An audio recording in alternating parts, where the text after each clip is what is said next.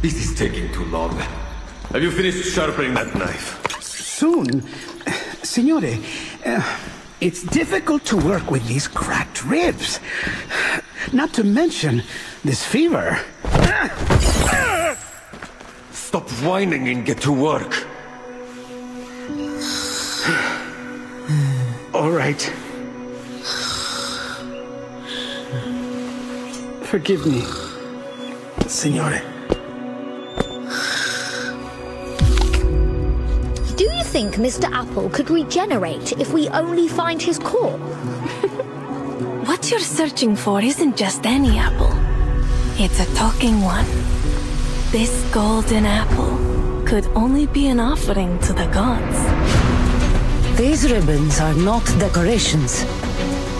Someone used the Dionysias to infiltrate the city.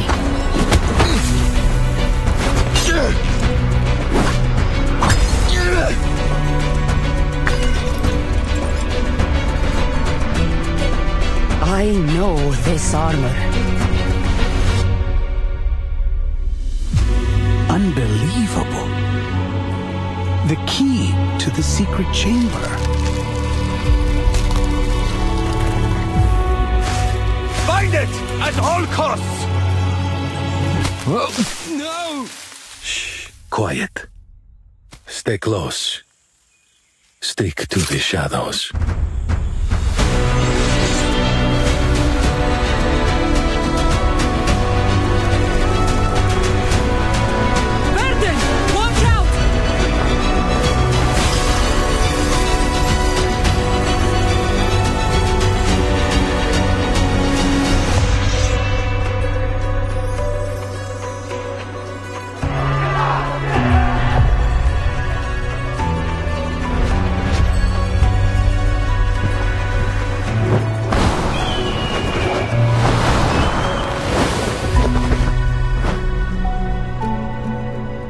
You can't bring peace through destruction, Alexios.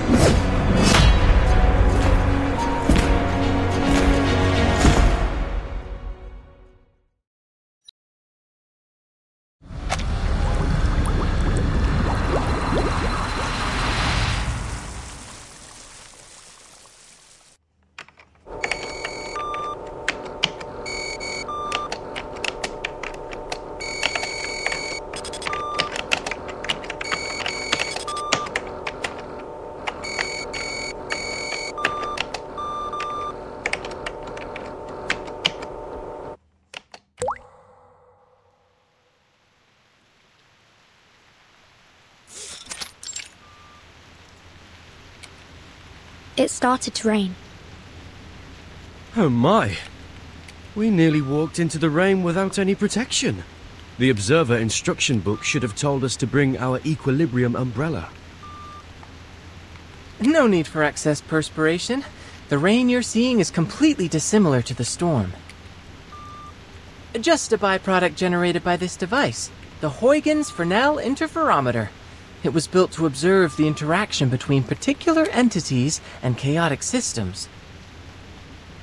So this device about our heads is an interferometer? That's right. We'll be utilizing it during our experiment that, to jog your memory, you volunteered for. Thanks for that, by the way.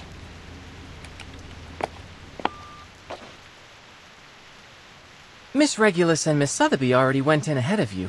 You'll probably find them in the world you're going to. Now, prepare for an enthralling adventure.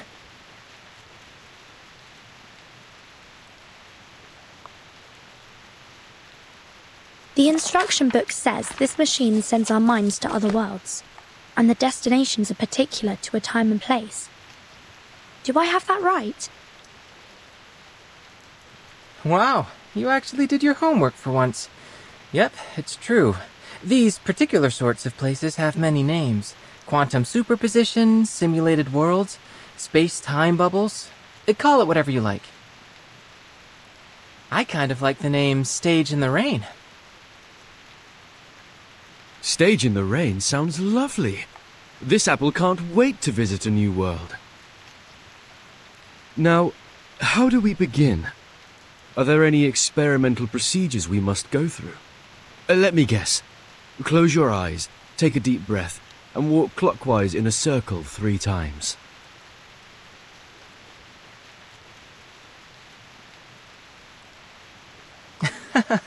No need. Besides, how would I get you to walk in a circle? Well, this apple doesn't see a problem.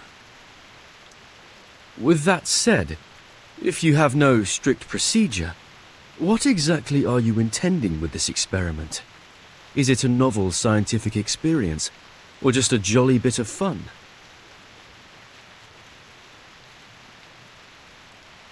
Oh, it's a serious experiment.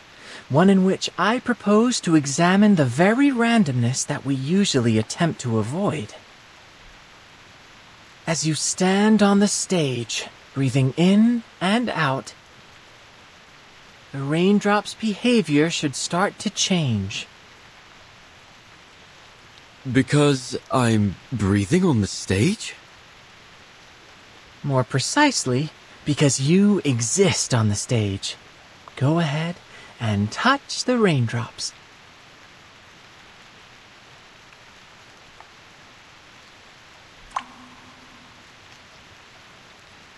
What?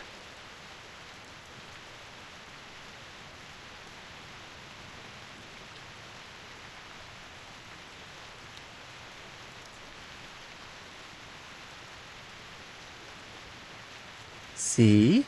You're so much more than an external spectator. You were able to affect the system. Your actions, including your observations, no matter how inconsequential they may seem, can lead the system to produce unequivocally varied results. All right, now...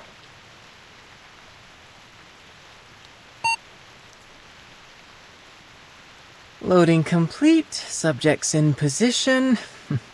Great. See you later. Have fun.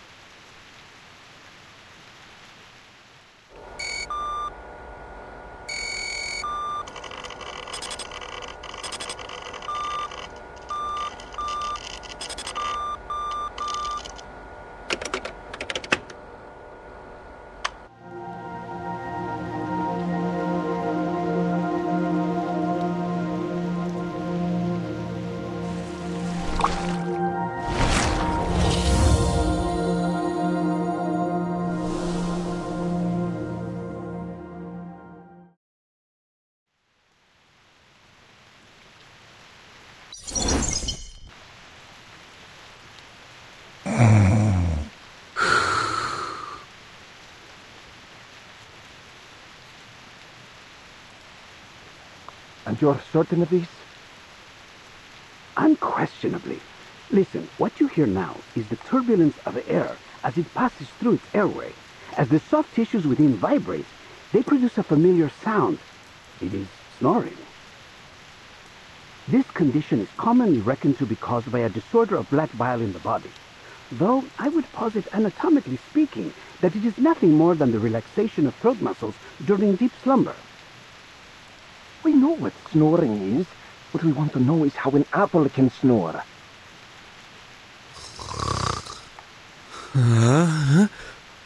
Apple?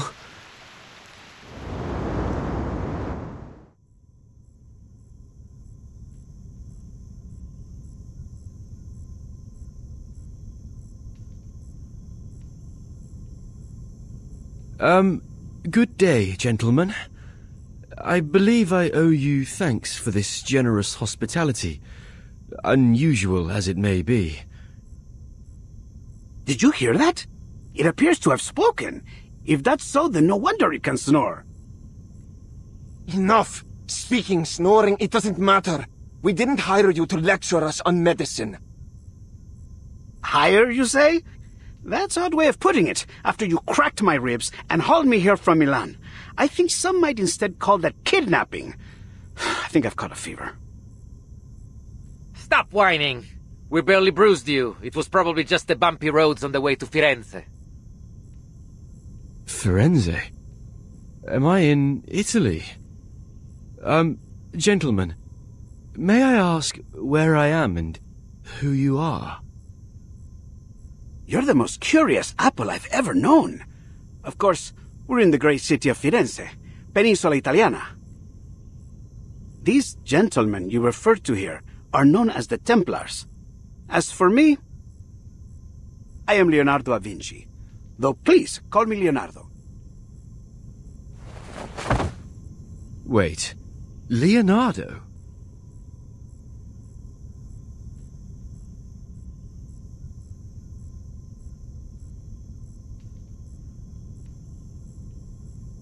You're Da Vinci. Leonardo da Vinci, the great painter. But please, as I said, I prefer just Leonardo. Leonardo the inventor or Leonardo the engineer? Perhaps even the anatomist. I should hope there is more to my reputation than just painting.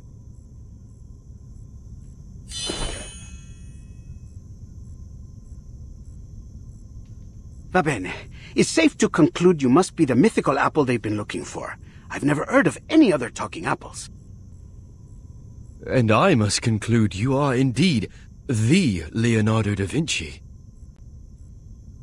Although, if I might ask, Leonardo, what are you planning to do with that scalpel? And might this apple request you point it some other way? You see, pointing a knife at someone is seen as somewhat unfriendly where I'm from. Please, do not worry, signore. This scalpel is a very delicate instrument, one of my favorites. Cold, sharp, and painless.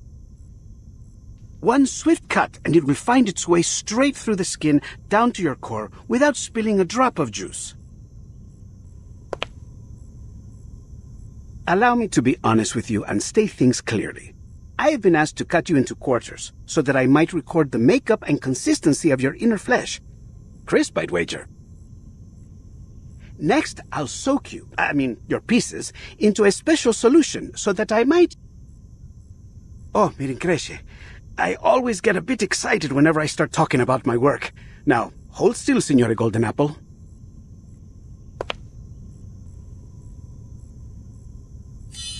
Just a little slice.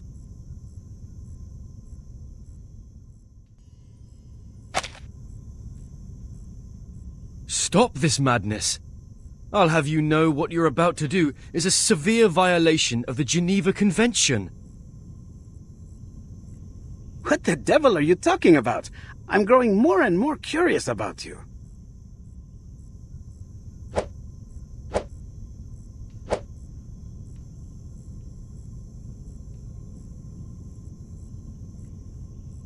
Oh no, calm down. We can solve this in a civilized manner, can't we? Like proper gentlemen. There is no need for propriety when dealing with witchcraft, like whatever created you. Now, if you want to save yourself some pain, I suggest you stop. I feel like I'm in a nightmare. What in the world could you want with this apple for? I can answer that. These gentlemen believe you to be the key to a rumored secret chamber. Of course, to prove their theory, they hired me to figure out just what it is that you are.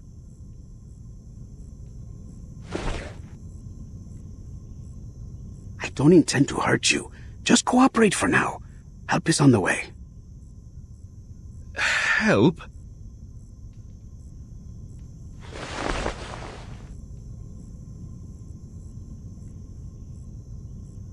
Oh, I do apologize, gentlemen. But I think there might have been a misunderstanding. You expect us to believe that?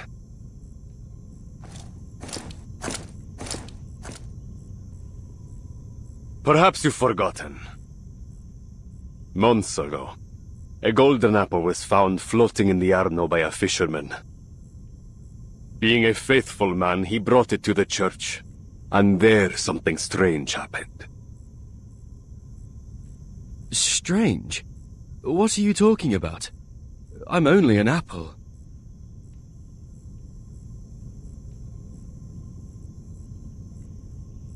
You, demonstrate for our guest.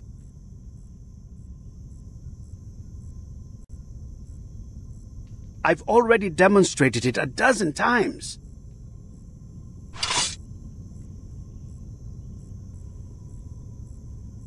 But of course, I would be glad to demonstrate once more, Signore. Whoa! Please, be careful.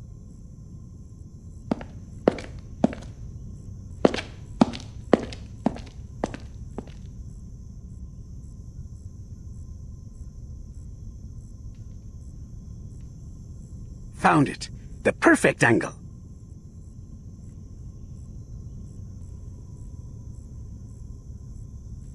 Who are they? Persona sconosciuta.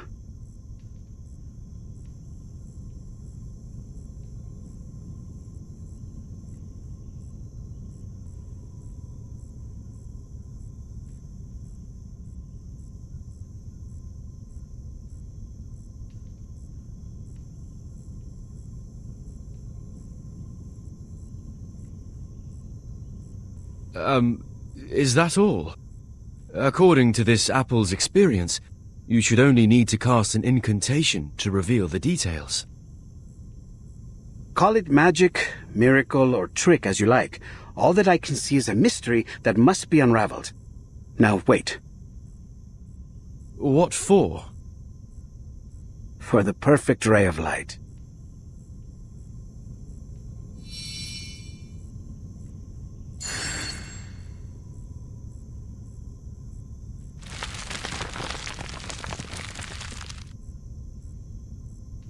Blimey! What's going on? It is beyond me to explain what I am seeing here. I've examined both the wall and your skin for some time, but found nothing. This may truly be a miracle. Gentlemen, there's a line of letters down there.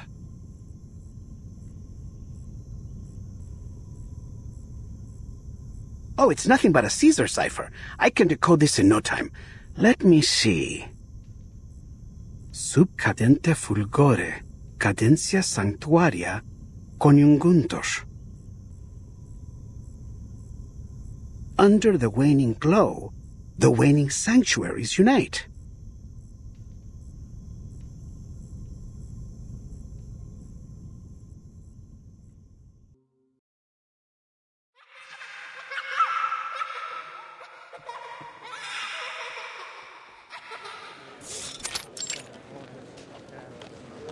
I beg your pardon. What's that song those children are singing about? Buongiorno, signorina. You look a little out of place here. Might I guess you are a traveler like me? Of a sort. Yes, mister. Most excellent. I always enjoy an opportunity to guide a newcomer.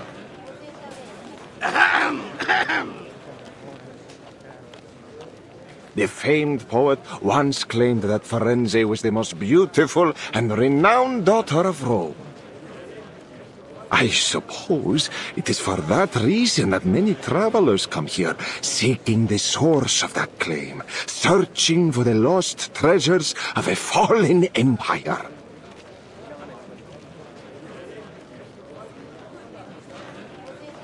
But I hear a rumor now that people are pursuing a new target in our dear Firenze. Could you mean this golden apple? It seems like everyone is talking about it. Just so. It seems you know a little bit more about this rumor than you've let on.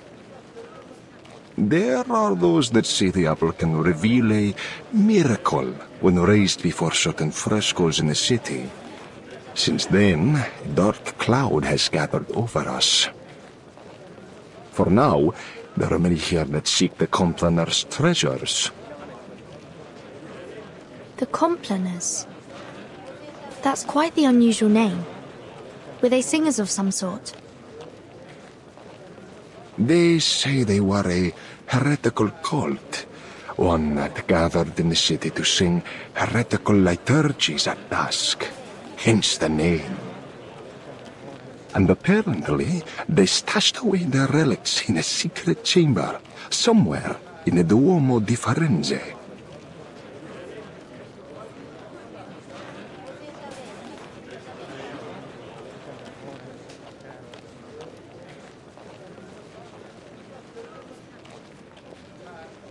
Apparently, they would go there to perform unspeakable acts of evil, defiling the purpose of that beautiful dome.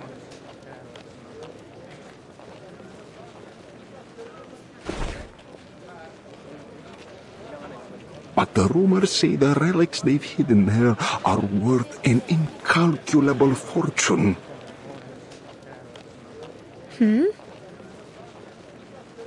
Bah, all you need to know is it's worth a lot.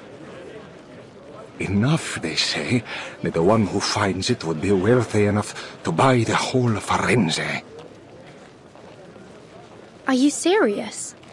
You're suggesting there is enough money hidden there to buy a city? That's absurd.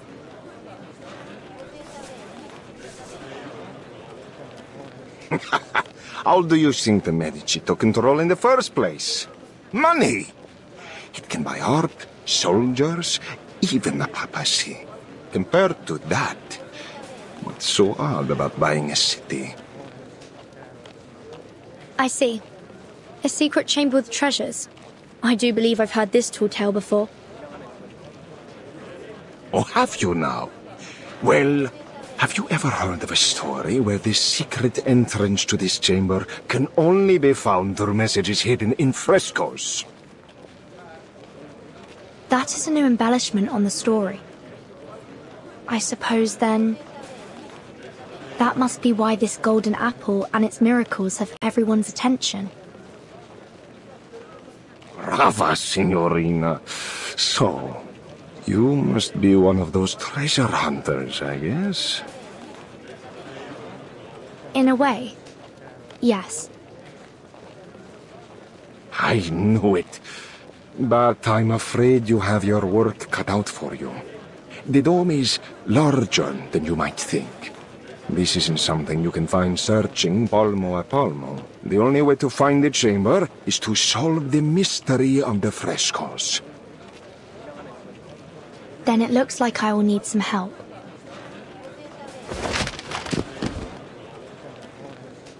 See, and this is certain to be the help you need. It includes copies of all the frescoes that reacted to the golden apple. It has a silk cover, tempera painting, and gilded edges. Buy it now, and I'll throw in a free collection of Dante's poetry. Trust me, traveler, with this, you will find the treasures you seek. Hold on. If you've already collected all this information, why aren't you looking for the treasure? Wealth enough to buy an entire city. I have to wonder why you would pass up that opportunity. I'm no treasure hunter, Signorina, nor do I think the life of a prince would suit me. I'm content making a living selling the keys to this fortune to others.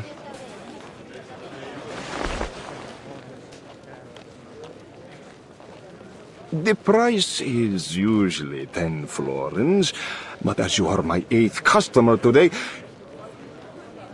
You know, in Firenze, the number 8 is said to bring good luck and eternal hope. That is why the Battistero di San Giovanni and the Duomo di Firenze have octagonal domes.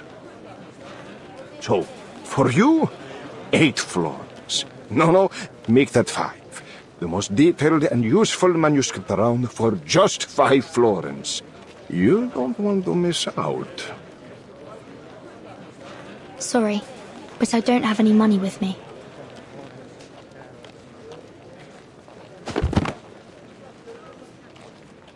How could you make it all the way to Firenze without a florin on you? Ridiculous! I've no more time to spend on you, Signorina. Best you get back to your hunt. Hold on. I heard that this golden apple could talk, and even fly in the air. It might have something to do with my missing friend. It sounds like I need this manuscript in order to find him. So, is there anything I can do for you? I can handle any issues related to arcane... magic. We could do an exchange. My magical services for your manuscript.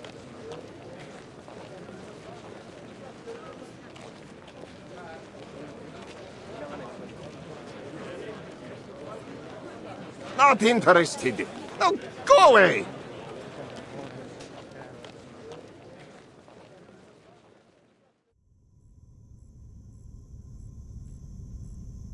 That's just about everything I know about the Complaners, the secret chamber, and the relics. I see.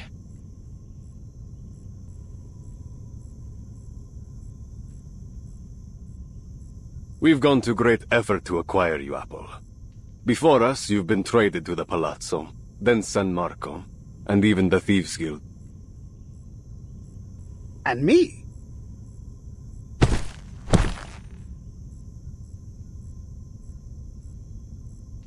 Less talking, more slicing! From now on, you do as I say. Understand?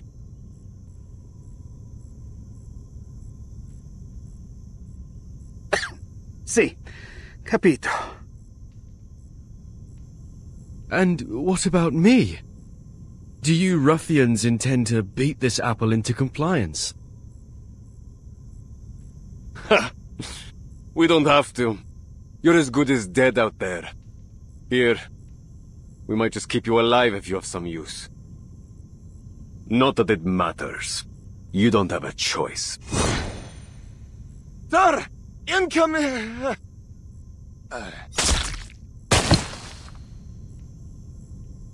What? It's poison! Assassins! He must be on that roof!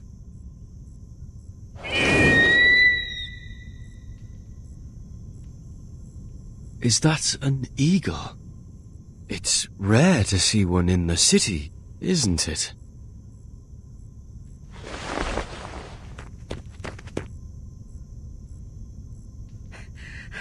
He's here. Our rescuer is here. Ezio!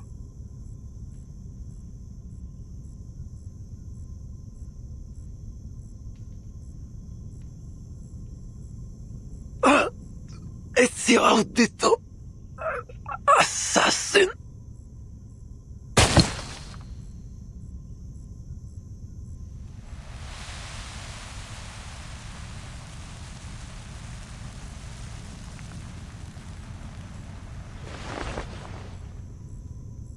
Che la morte non sia crudele.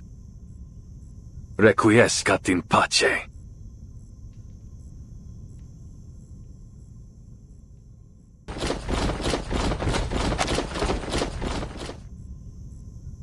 Radunatelli! It seems I underestimated their strength. We need to get out of here straight away.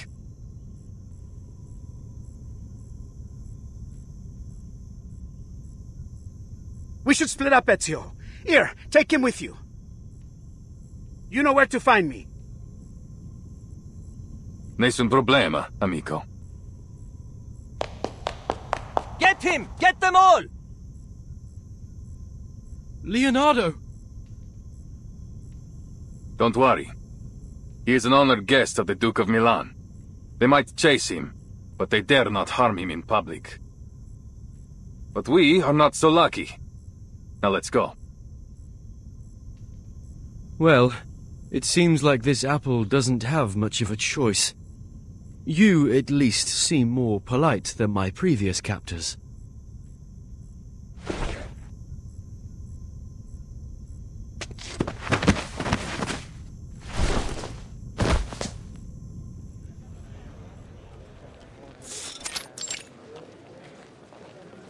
They've gone towards the palazzo. Capture them! You're welcome to try. Hold tight. Sure. Whoa!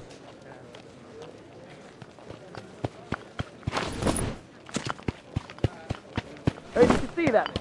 Up on the roof. I think I saw something gold. Gold? Is it a golden apple? Get them!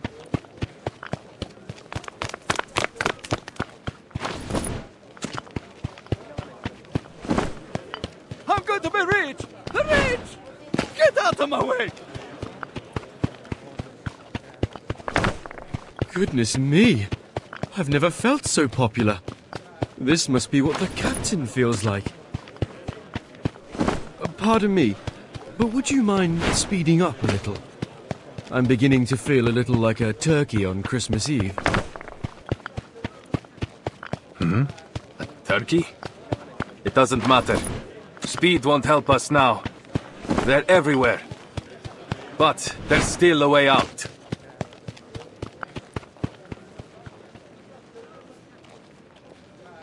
We go up.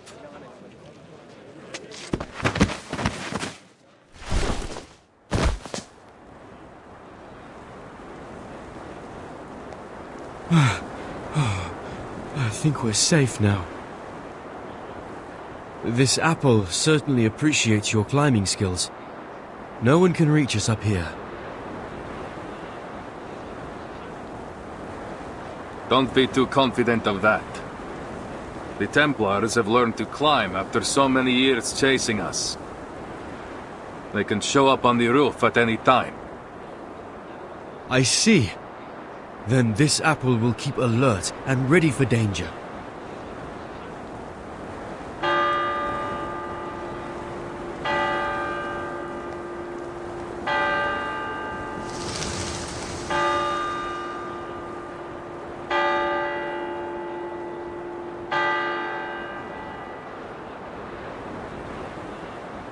Wow, this is truly an amazing view.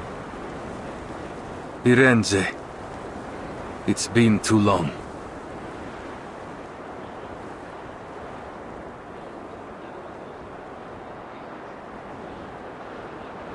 That must be the cathedral. Is it really where the relics are hidden?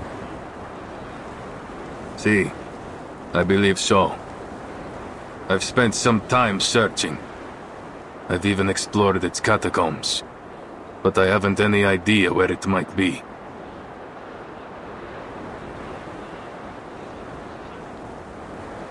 Finding this secret chamber is what truly matters.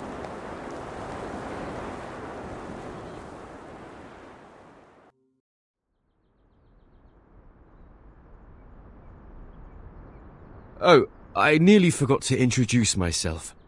My name is Apple. I owe you my thanks, sir. Ezio Auditore.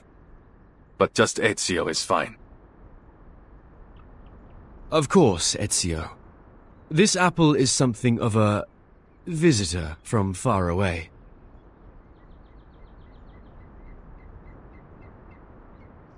Is that so? You know, you haven't gone unnoticed. I heard word of you from my allies many months ago. They've been tracking you for some time. I was being followed. Blimey. We might have never even known you were anything but an ordinary fruit, if you hadn't started talking in your sleep. Leonardo has told you what's going on, see? Is there anything you don't understand? Anything? Everything! These Templars, the Compliners, the frescoes, and you, for that matter!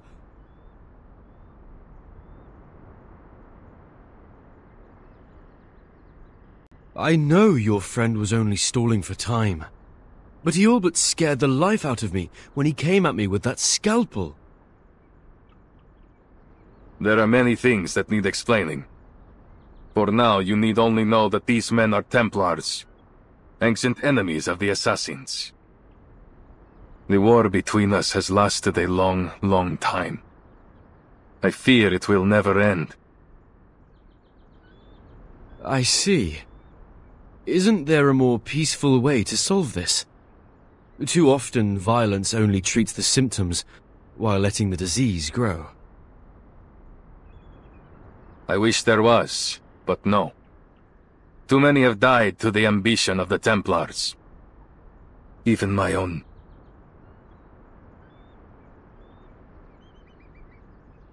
Still, there is wisdom in what you say. Violence has a habit of making things worse. But there is a chance now to end these. To destroy them once and for all. So that no one else must suffer.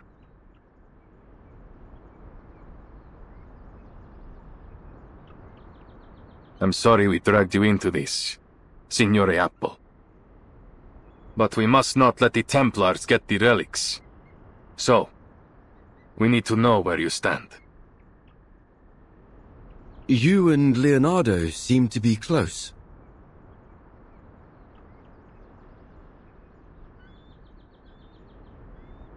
Yes, we've known each other for a long time. Great. Then you have my full trust. Hmm?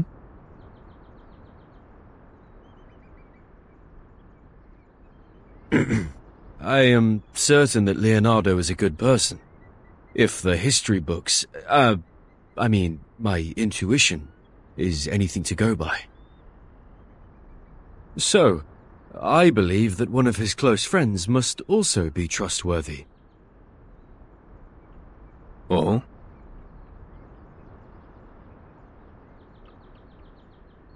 Good to see my charm hasn't dulled. Grazie for your trust. Before we go, please allow this apple to make a request. Anything, amico. I am at your service. When I first came to Florence, I was supposed to be with some friends, but we were separated. Would you help me find them? And keep them safe, if need be. Given the circumstances, I worry this city may become quite dangerous for them. Nessun problema. Then I must repay your grazie, sir. If we succeed here, then there is nothing I could do that will ever compare to what the world will owe you. This apple is only too happy to help. I'm certain the captain would be jealous if she found out I was so sought after. But this apple enjoys a little attention too, sometimes. Everyone has their moment in the sun. When the time comes, even the least of us can change the course of history.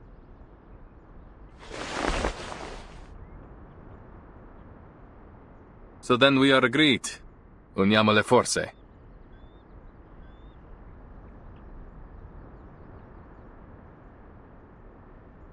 Naturalmente. Leonardo will be waiting for us at his workshop. Are you ready? Ready for what? Our visit? Oh, by Jove. Perhaps I should prepare a gift first.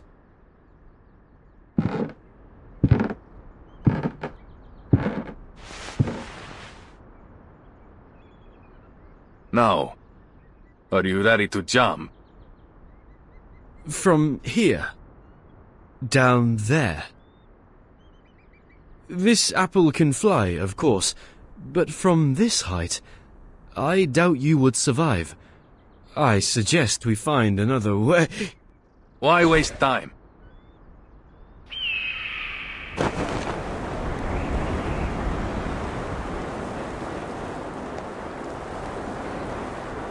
What? No!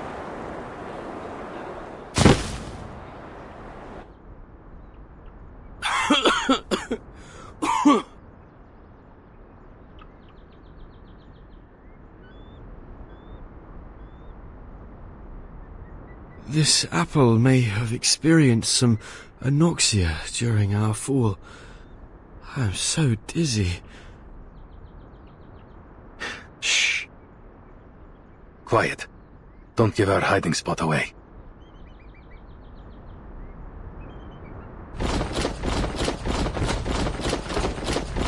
Oh, two! You, with the blue hat!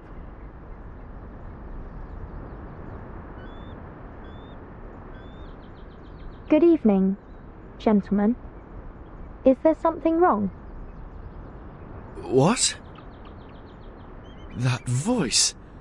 Ha! I have a good feeling about this. I have never seen someone dressed like you before. Where are you from? What are you doing in Firenze? I'm a visitor to Florence. Here's my identification. It doesn't matter. Tell me, have you seen a man in a grey hood pass by?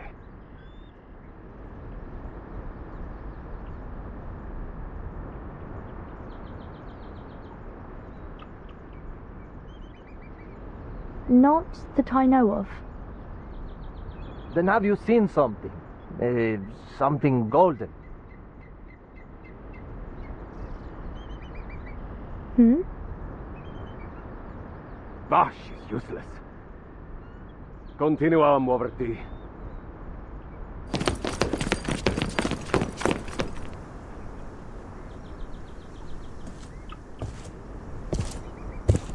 You were right in there.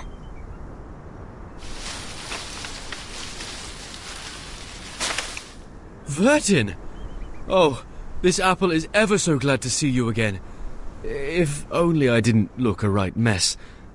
Please, give me a minute. With all the talk about a golden apple, I had a feeling I would find you here. Looks like luck's in my favor this time. But how did you get in here? Did you jump from that tower? It's a long story. Buonasera, signora. You have my thanks for your assistance. Is she one of the friends you talked about, Apple? That's right. This is Vertin, a most trustworthy friend and companion. I appreciate the compliment, Mr. Apple. And who is this gentleman? This is Ezio Auditore, an assassin. An assassin? Really? Please, don't let the reputation of our name confuse you. We assassins kill, only when there is a just cause. But maybe I can explain later. The curfew will begin soon, and I'd like to avoid any further complications with the guards. My friend must be worried about us already.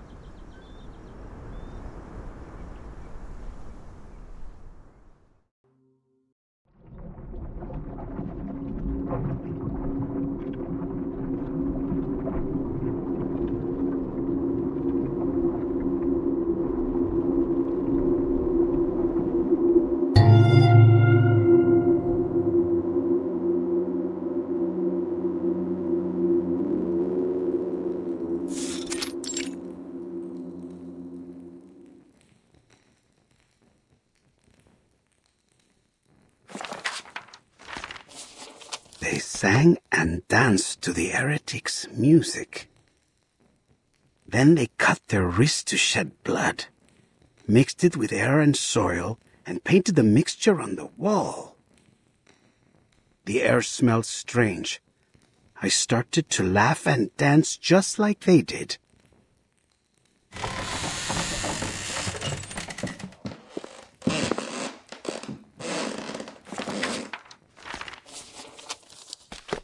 Blood on the wall, reborn from the ashes. Blood on the wall, reborn from the tears. Blood on the wall, reborn from the flesh.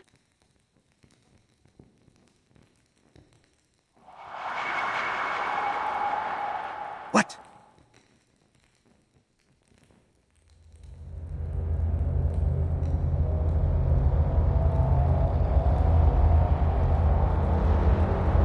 Buonasera?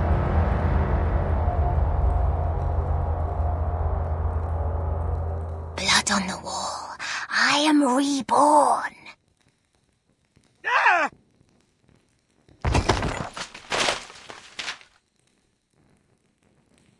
What's wrong, Mr. Leonardo? I was only reading the rest of the spell.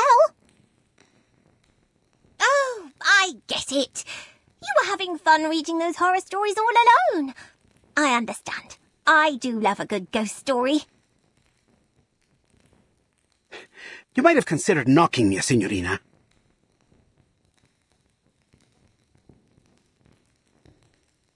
Oh, Mr. Leonardo! Mr. Leonardo! Mr. Leonardo! I called your name 3 times in a row, but no one answered.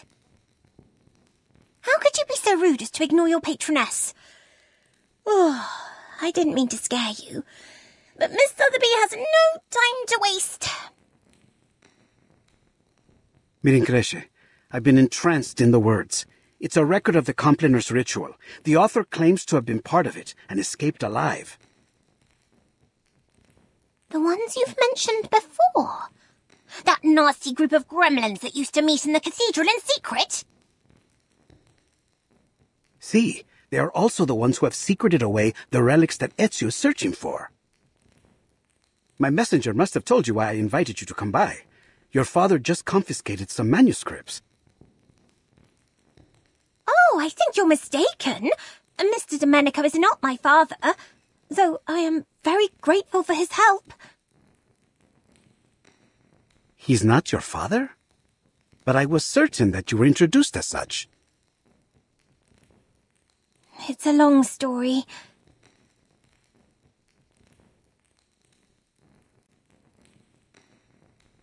I was wandering around the palazzo when some gentlemen arrived. As I recall, they were all members of the Decem Weary. One of them was Mr. Domenico. All of a sudden he rushed up to me and asked if I was his daughter. He said that I had gone missing many years ago. No offense, mia signorina, but that sounds a little like how they kidnap children in Santa Croce. Thank you for the reminder, Mr. Leonardo. But Sotheby is a mature young lady who can protect herself. After all, I'm standing here talking to you in one piece. Anyway, he started crying about the garden he had built for her, and how it had all the rarest plants he could find. He even said he had Tahitian bridal veil, Egyptian privet, and devil's tree. So... Fortuna certainly seems to be on your side. Now, did he give you the manuscripts? I can't imagine he would say no to his long-lost daughter. Ta-da! Miss Sotheby already took the liberty of checking them all. This one is well-crafted and has the most details. It was confiscated from a book merchant. He said...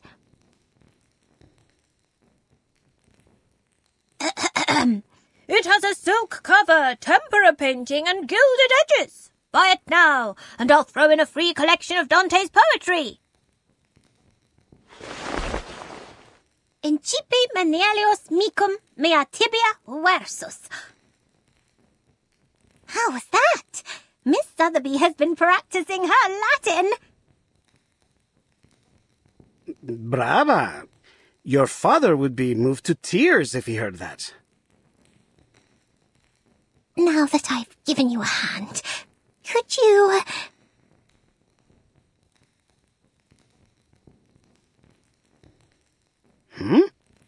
Don't tell me you want to join. That's right. Please let me join in your adventure. Take me to the cathedral with you.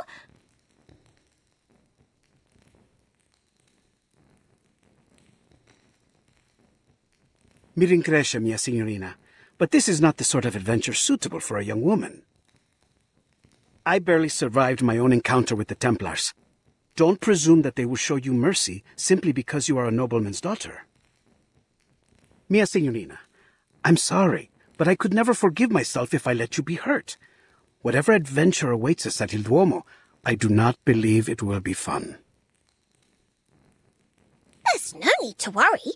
Miss Sotheby can protect herself, and more than just that.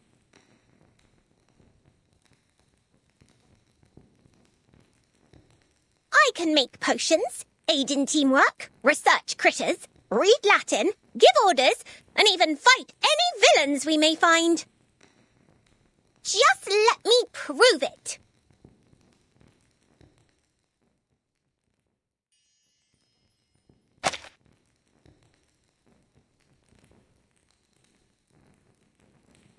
Hooray! My screaming roots and Popeye slime worked. Calm down, Signorina. All right. Please, have mercy. You can join us. You've more than proved your ability.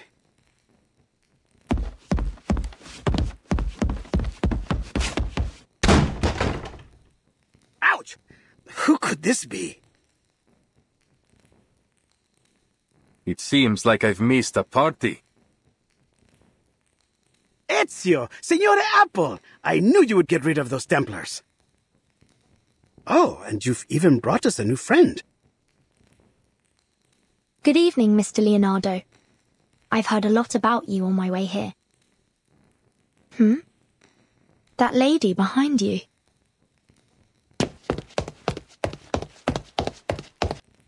Merton!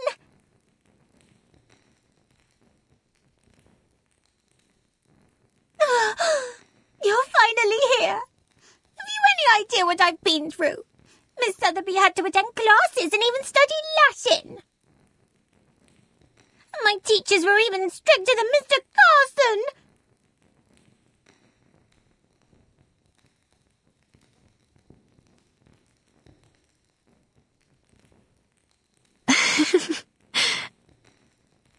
I'm so glad I finally found you, Sotheby.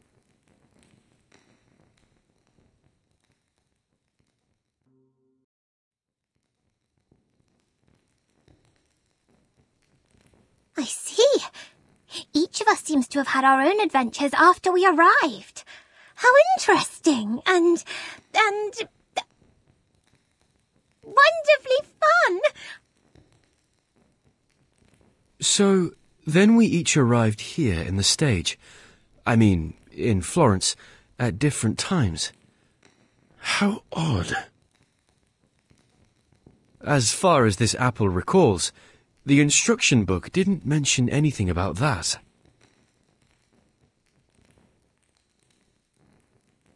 So then you and your friends came here on a sort of pilgrimage. Was it a journey of discovery, or is it simply that you wish to see the beauty of Firenze? It was only supposed to be a quick journey, but something happened along the way. Accidents, murders, and now the threat of an all-out war. Again, I'm sorry, but we're in need of your help, Signore Apple. What do you mean, we? My friends and allies. My fellow assassins. Assassins? Mr. Ezio, I need to know more about this organization of yours before making any decisions.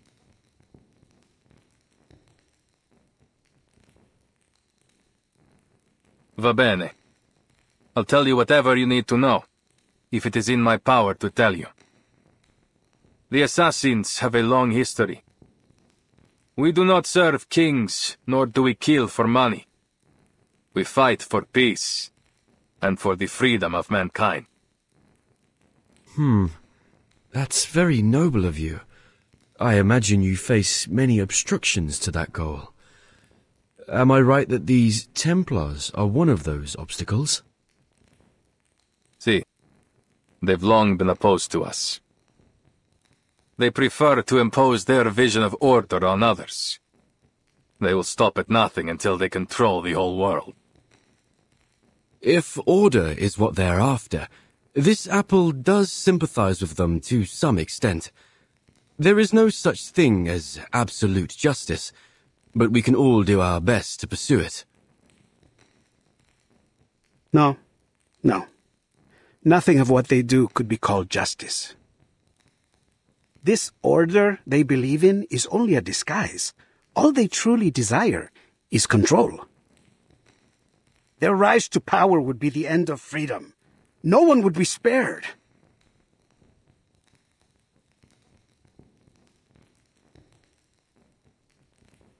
I see.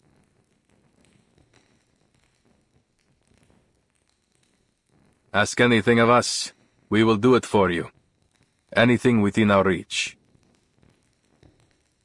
All right, as Mr. Apple is already deeply involved in this. I must admit, I am curious about his change in appearance. Maybe we will find our answer to that in this secret chamber. Grazie, amica. Va bene. Now that we've reached an agreement, allow me to continue studying this manuscript. I've seen this before. Signorina Sotheby only borrowed it for us. We'll have to return it soon, so our time is short. Let's get started and see what clues we can find.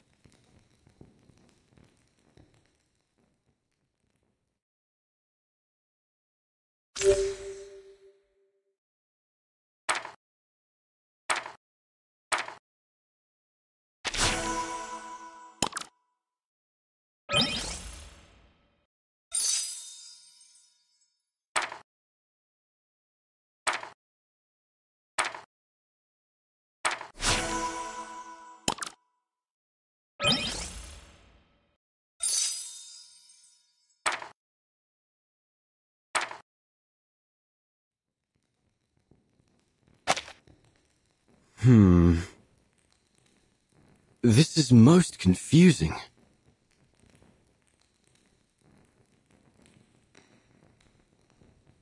Almost every fresco has one of these humanoid symbols, each adopting a different pose. I once read something similar in a detective story. It could be a secret code, used between close friends to encrypt their conversation, like Typhon and Orthrus. Orthrus? You mean this might be an encrypted version of ancient Greek? The grammar doesn't seem to match.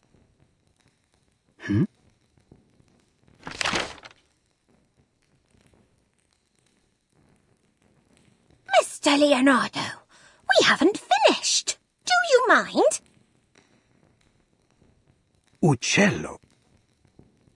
It's Paolo Uccello. The copies cannot recreate every detail of the originals, but still the style makes it self-evident. The perspective is perfect, and the geometric figures are so precise that it almost starts to get dull. There's no doubt. This is Paolo Uccello's work.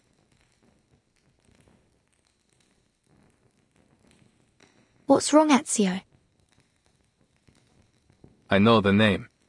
My mother used to be a patron of his. What? I was young when we met. All I remember is that he was a shy man who kept his head low as he worked. He left before what happened to my family. Then we lost touch.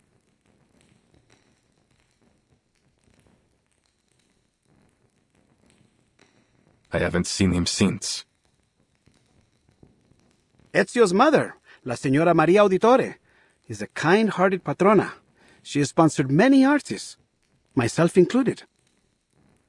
I never expected Uccello to be involved, though I've heard he was a strange man. He became obsessed with his studies on perspective. Then eventually he disappeared. Not even his family knew where he went. It was declared that he died some time ago, 1475, I believe. But some claim that he is still alive, still painting, scratching out a living somewhere far from civilization. Hold on. Take a look at the lines in the other frescoes. This bird, its lines are rougher than Uccello's. These were drawn by someone else, an imitator. You're right. This is a counterfeit. This apple hadn't expected an assassin to be so cultured, Ezio.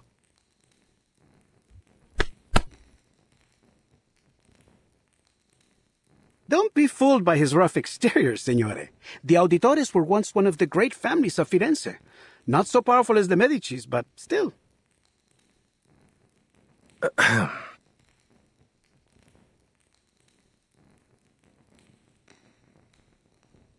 As Leonardo said, my mother has been a patron of many artists, including Uccello.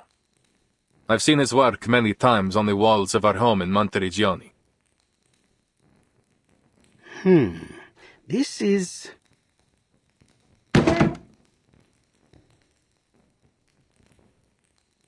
Signori, I believe I may have discovered the location of the hidden chamber. Goodness me! You figured that out before I could even finish the manuscript. Mi rincresce, mia signorina. Once I begin, it is hard to stop the mechanisms of my mind.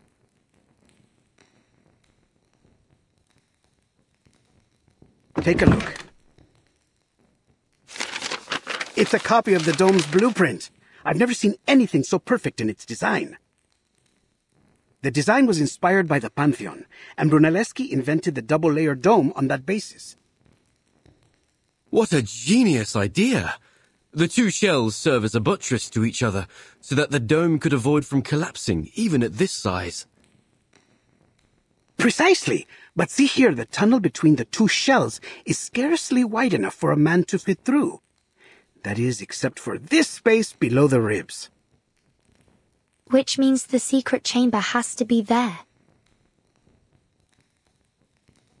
Appunto. But it's no more than an inference for now. We must visit Il Duomo to confirm it for ourselves. Ezio, you're familiar with this structure, aren't you? You've been beneath its catacombs.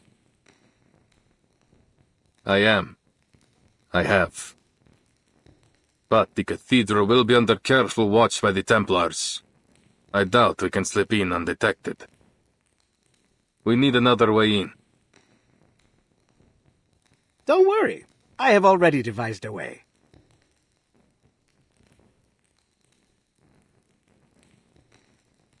Have you heard of my work there? The Assumption of Mary?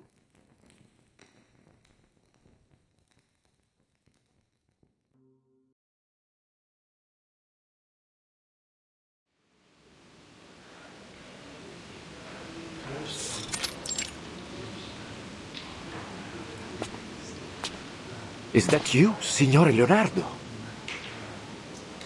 Thank God. I still hadn't truly believed the rumors of your return. I know. There was some trouble in Milan. We've heard about the scandal concerning Duke Sforza.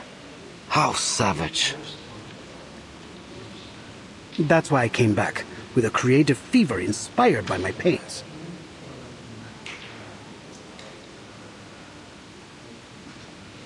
Capisco. So, then have you come to finish the Assumption of Mary? It's been 4 years since you left. We've been careful to leave it untouched. Now, by the light of the Lord, you're finally back. We emptied the Duomo as you requested. I promise no one will bother you. Grazie. I must get to work right away. My inspiration may fade at any moment. But who are these signorine? Good day, Father. I'm here as Signore Leonardo's apprentice. And, why... I'm here to evaluate his work for my father, of course.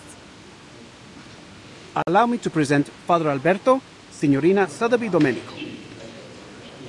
She's provided huge support for my art career, so to show my gratitude, I've asked her to model. For the Assumption of Mary?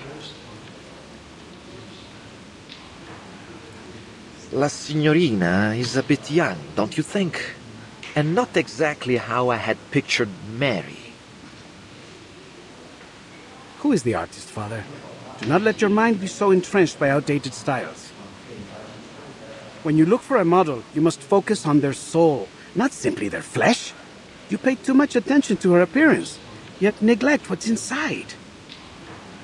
The Assumption of Mary depicts La Madonna's reception into heaven, not just in body, but in spirit as well. And what do you think best captures that moment, Father?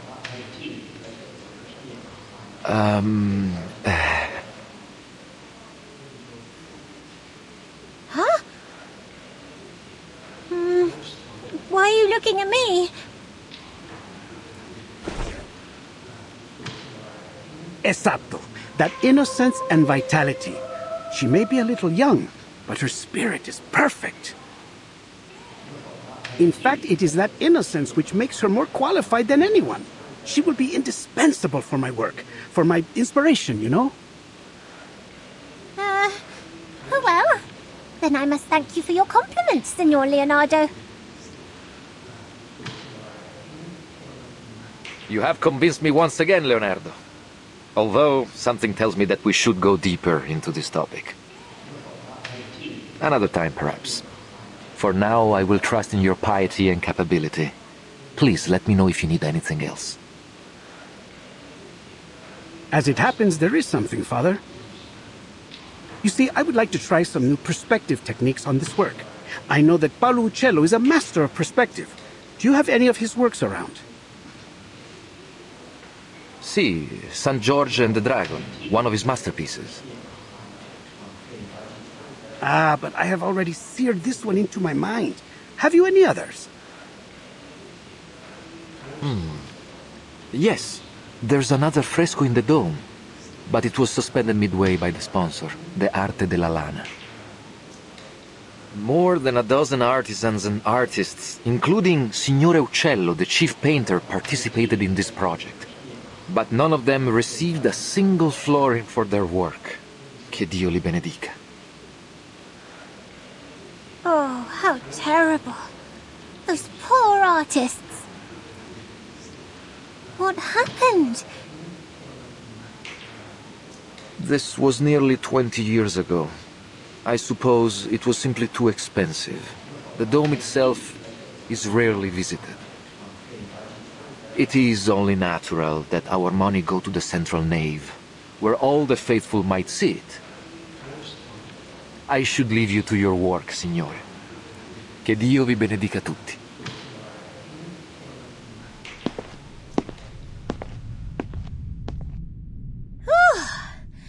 They're finally gone. All right, time to start Operation Florence Typhoon! Wait, where's Vertin? Right behind you. Oh, where did you go? We're about to get started. I wanted to make sure that there was no one else in the cathedral before we began. I believe we are alone now. We shouldn't be disturbed for some time.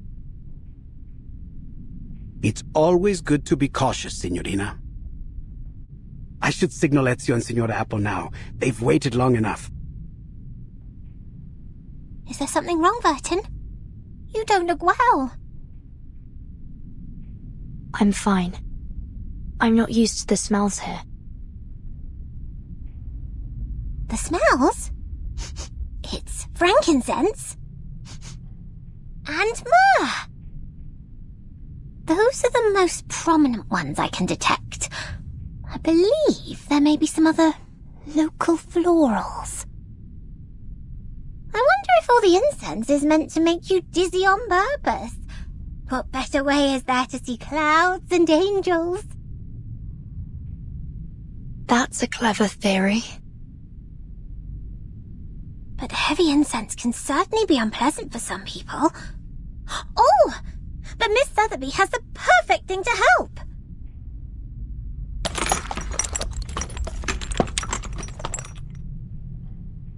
Apply 2 drops just inside your nose, and you should be right as rain. Thank you.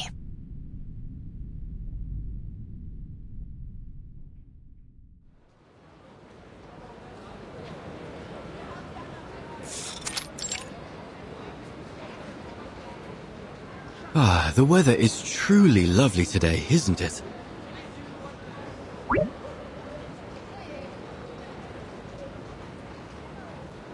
Any sign of the signal yet?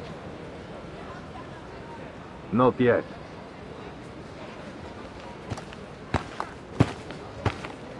There's a window near the reaps. We should be able to sneak in through there. Marvelous. All that's left to do is to wait for their signal. The sun is so warm and gentle right now. Like sipping a cup of fresh-made Cornish tea. Ouch!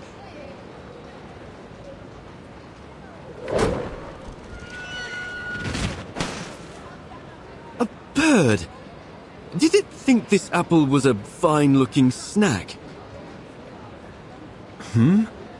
It has letters on it.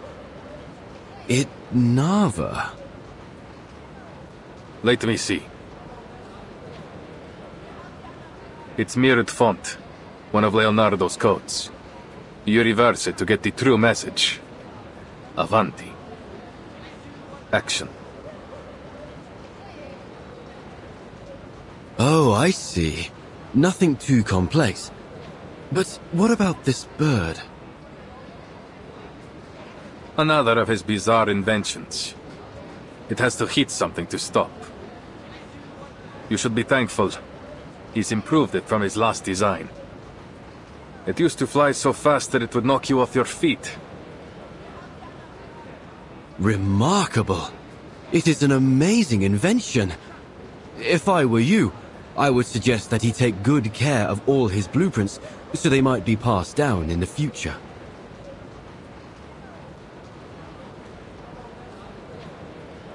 It wouldn't do any good. His genius may well be forgotten since he guards his ideas so jealously. He writes everything in ciphers like this. He would rather see his work burn than have someone else complete it for him. He won't worry about the future until it comes. That's just his way. And what about you, Ezio?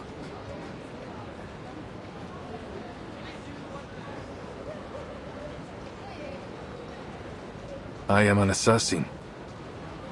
We work in the dark to serve the light. I don't want to be remembered.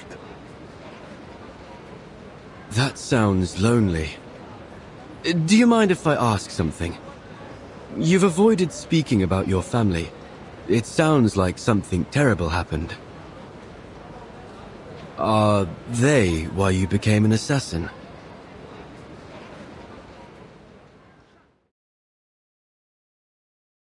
It is a long story. My father and brothers were killed by the Templars. I was only 17. So much has changed since then. I've changed.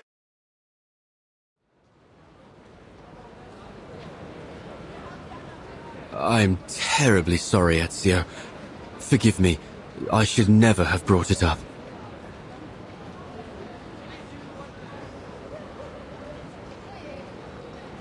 It's not your fault.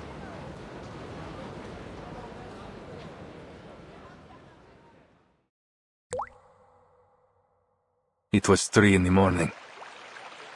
I placed their bodies on a boat, performed their last rites, and then lit their pyre. I watched as it drifted away down the Arno. The pride of the auditores, yet I couldn't even bury them properly. All I could do was keep my enemies' names in mind. Fieri di Pazzi, Francesco di Pazzi, Uberto Alberti. I took their lives, every last one of them.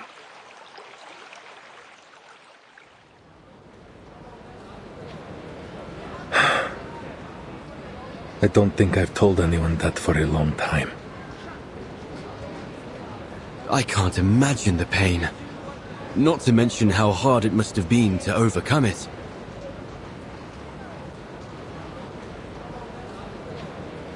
I didn't. You don't overcome that sort of pain. No.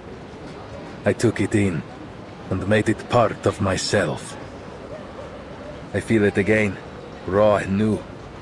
Every time I draw my blade. It's always there, guiding me from each target to the next. But you said that assassins only kill for a just cause. Isn't that just killing for revenge?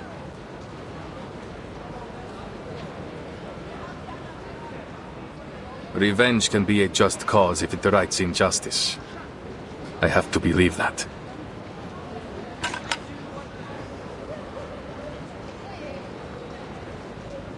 Someone's here.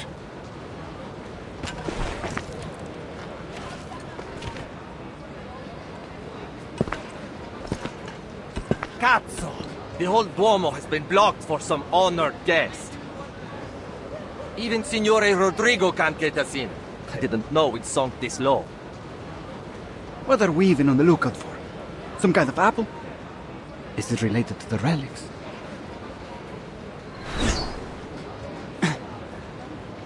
What now? A poison arrow.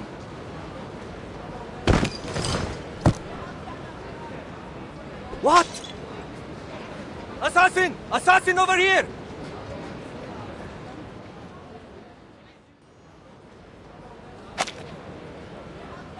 That should be the last one. But the Templars will be on high alert. We need to hurry. Si, signore.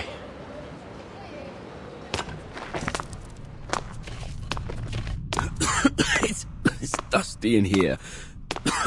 Are you sure this is the right way, Ezio? It's the only one that isn't crawling with Templars, so it has to be. I guess that's a good point. Look, there's light ahead.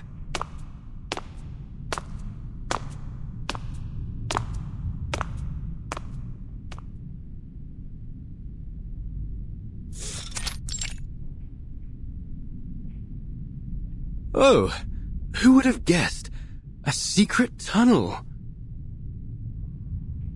Let's go, amico.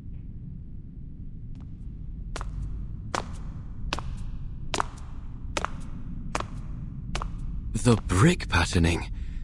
It's like nothing I've ever seen before.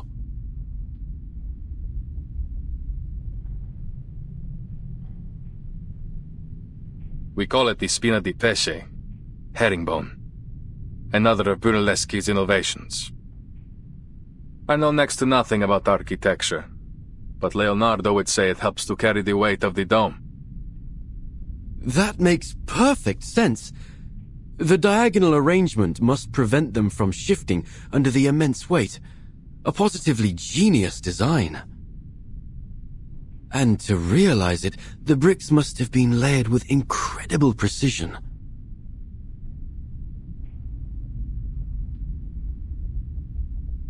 That would explain why it took so long to complete. 16 years.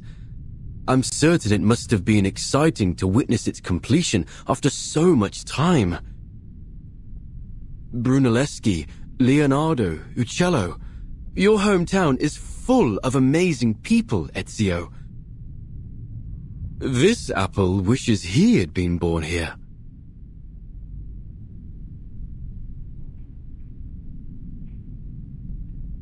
There is no city quite like Firenze.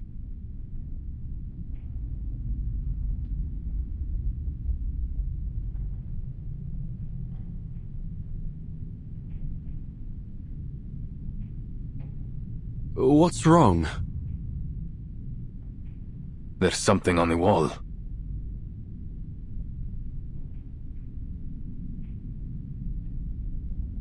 These appear to be the same symbols from the manuscript.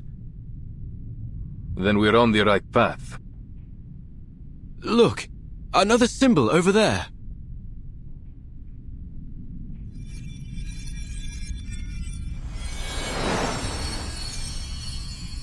We must be close. Avanti.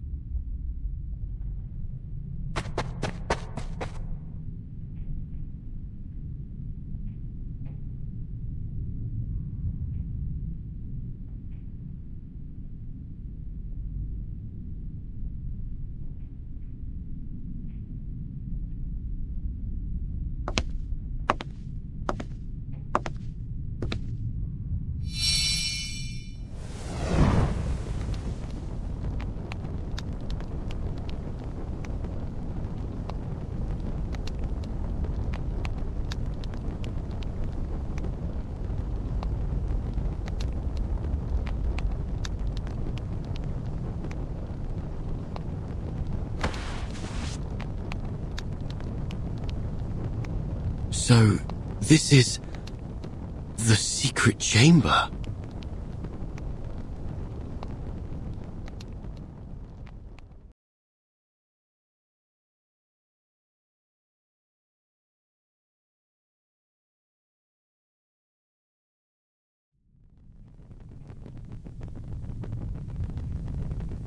these murals have nearly faded away. Nonetheless, it appears we can rule out a biblical scene, nor does it appear to connect with any significant Greco-Roman mythology. Perhaps there's some metaphor hidden in the narrative of these paintings. And if we can figure it out, we will find our way to the secret chamber. The problem is, there are so many murals. Where do we begin? In most cases, you view a fresco straight ahead and from top to bottom. In this order, they seem to be telling a simple story about a group of people and a peculiar bird. Simple and straightforward. Except for this part.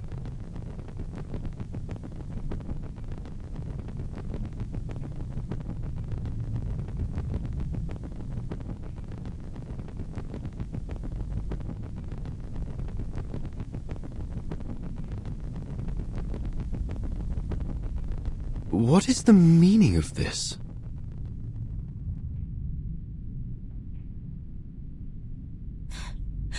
What is the meaning of this?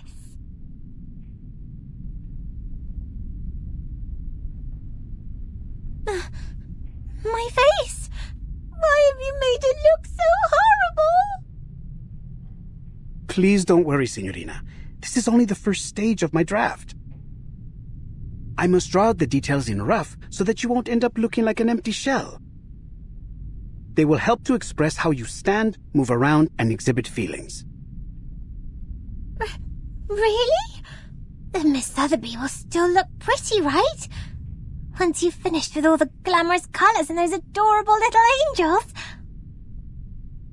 In a sort of way, yes. Except, of course, that it won't be you. It will be the Virgin Mary. But other than that, you'll have everything you hope for, including all the colors and the little angels. Hooray! I hadn't actually thought you'd use the time to paint. Of course. And we must take our work seriously at that. Father Alberto may show up for an inspection at any time. I see. I notice you've used some guidelines in the background. Are you using linear perspective theory? Caspita! I hadn't expected you to know about that. Where we come from, mastering this fundamental concept is essential for every artist. Cosa? A fundamental? That would make your homeland some kind of painter's paradise. Don't tell me even your snails can paint. Oh, that would be such a delight, don't you think? I've never painted snails, but I've painted eggs. Mr. Carson once told me it was a part of your training method that... Excuse me. Sorry to interrupt. Perhaps, Mr. Leonardo, you could tell us more about your use of linear perspective. My understanding of it might differ from yours. Con piacere.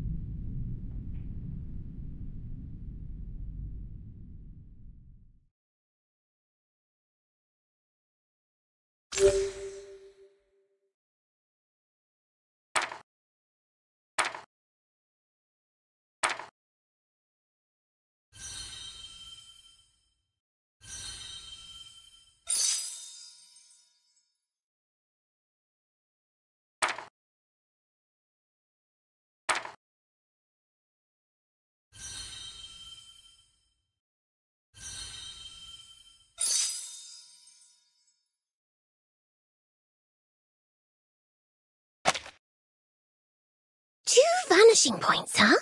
I wonder if a painting can have 3, 4, or an infinite number of vanishing points. Wait, I guess they would get all tangled and messed up that way. What was I thinking? Multiple vanishing points, waning sanctuaries. Eureka! I can't believe I didn't think of it sooner. If the whole thing is connected to Paolo Cello, then of course, linear perspective would be crucial for solving the riddle.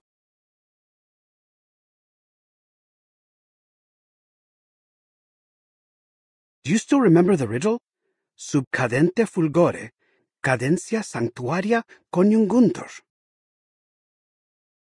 Could waning sanctuaries be his way of saying vanishing points?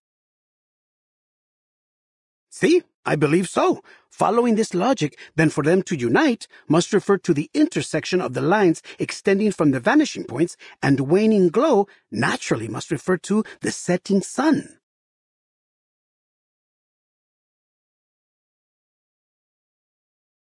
In other words, we need to find the intersection of the vanishing points before the sun sets. But the riddle didn't specify which painting, did it? It must be a fresco right outside the secret chamber. Rumors say the secret chamber switch is hidden within a mysterious fresco. A fresco often consists of multiple sections. If all of them employ linear perspective, then there will be a lot of vanishing points to follow.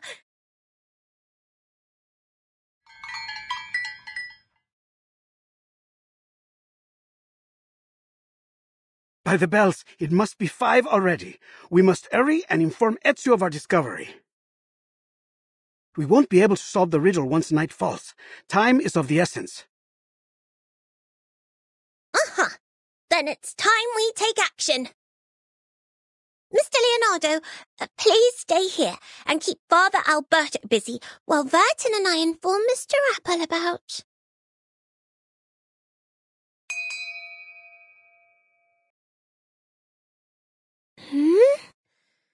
Where have these clouds come from? I feel like... I could use some shut-eye right now. No, this isn't time to sleep. We must find... Wait. What are we trying to find? It's sleeping gas. Cover your nose. Hurry.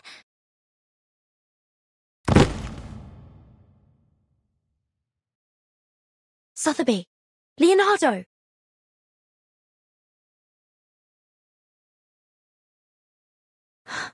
Not good. This fog is getting thicker by the second.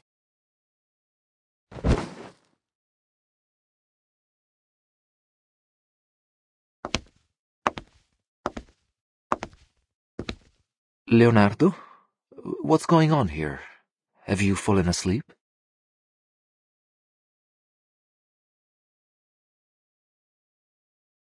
Keep on sleeping, poor lambs, and may you have sweet dreams.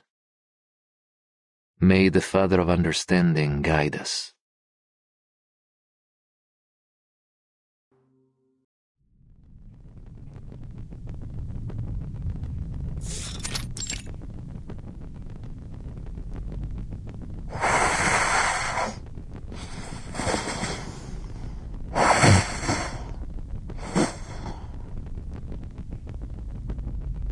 Uccello. Who? Where? Oh, sorry. I hadn't meant to drift asleep. It's just that so much has happened over the past few days.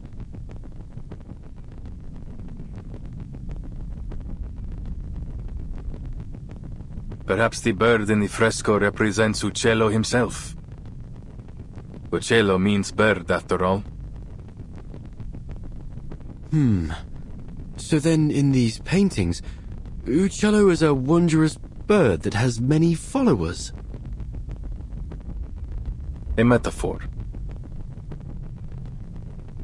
It seems like we're nearly there, but something's still missing. Perhaps I can take a closer look.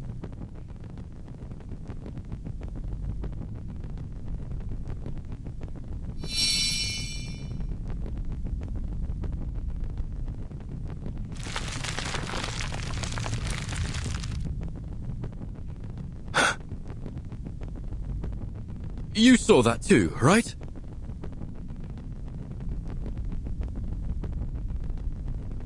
There were colors.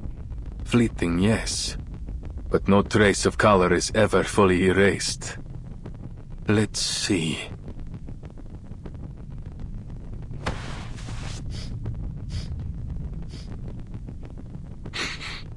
There's a faint metallic smell. Metallic smell? But this apple doesn't see anything on the wall that could create such a smell. Trust me. In my line of work, I've become very familiar with this scent.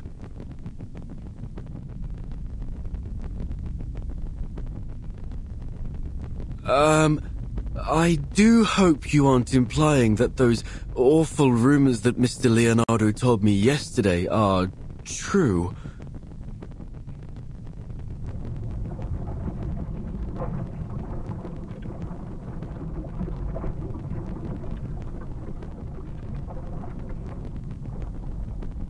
No. I refuse to follow this train of thought. It must be something else. Something less gory. Give me a minute. Metal oxidation, frescoes, and pigment.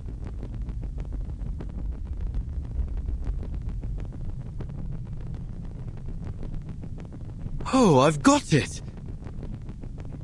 Many artists in this era use pigments derived from minerals such as ochre, lapis lazuli, and chromium compounds.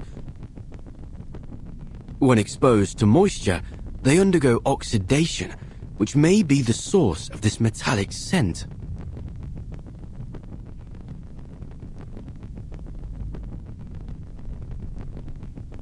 Yes, it all makes sense now. I've cracked the code to this perplexing riddle, and the answer shines brighter than ever before.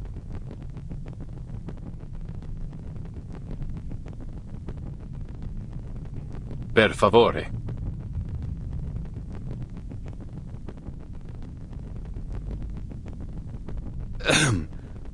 I can only conclude that the artist used a special pigment that's only visible under specific lighting.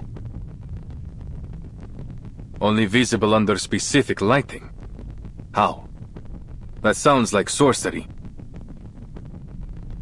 This isn't sorcery, amico. It's science. Back in this apple's timeline, homeland, pigments like this are not particularly rare. But why does this phenomenon seem to be receptive to my body? Oh, I see!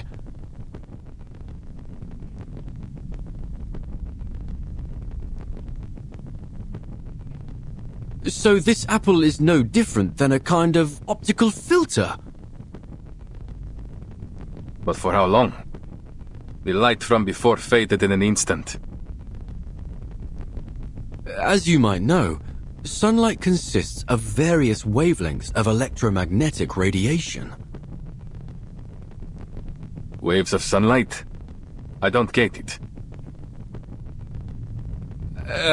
Never mind that.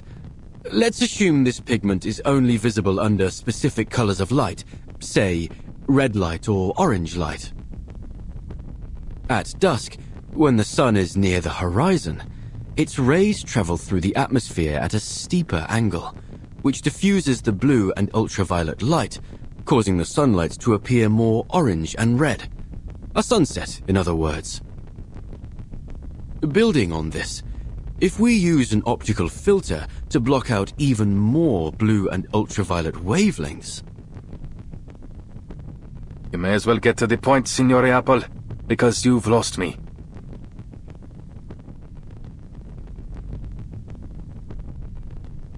With the right amount of red and orange light, the pigment on the wall should become visible. But for how long? The light from before faded in an instant. Well, that's true. Highly limited in duration, and in size too. Nothing like the breathtaking display Leonardo demonstrated in the monastery. It may require a particular angle to achieve the desired effect.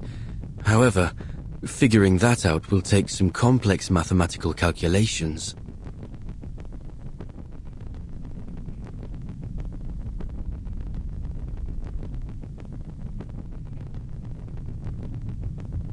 So, this is Uccello's final puzzle, huh? All this has really piqued my curiosity, Ezio. What kind of a man was this Paolo Uccello? Mi dispiace. I can't even recall his face. Though I'm not surprised by his use of riddles. If he is anything like the other artists I know. They all like hiding puzzles in their work.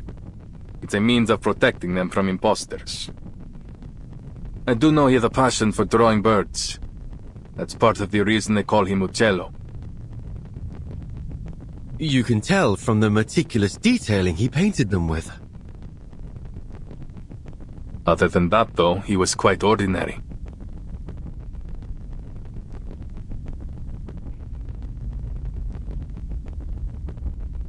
Is that so? Yet this ordinary man had a mind as vast as the universe itself. Not only was he a legendary painter, but he was also a pioneer in perspective and lighting. The perplexing puzzles he left in his works have proved an enduring challenge for scholars to decipher. Not to mention he seems to be one of these Compliners cultists.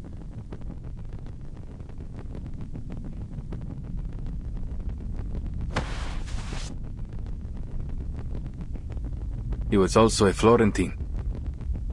And it's no wonder that a Florentine can work wonders.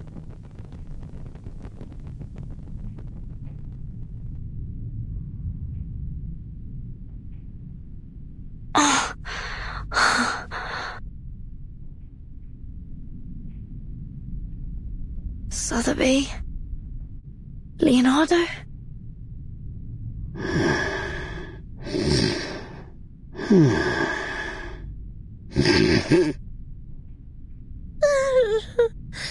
Don't eat me, please. Ooh.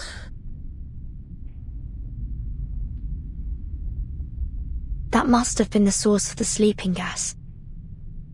Thank you, Miss Sotheby. That potion you gave me seems to have mitigated the effects of the gas. I'm not tasty. Really? Oh.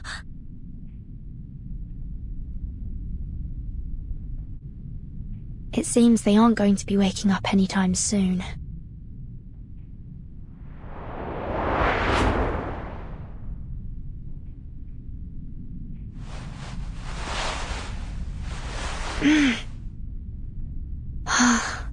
There you go.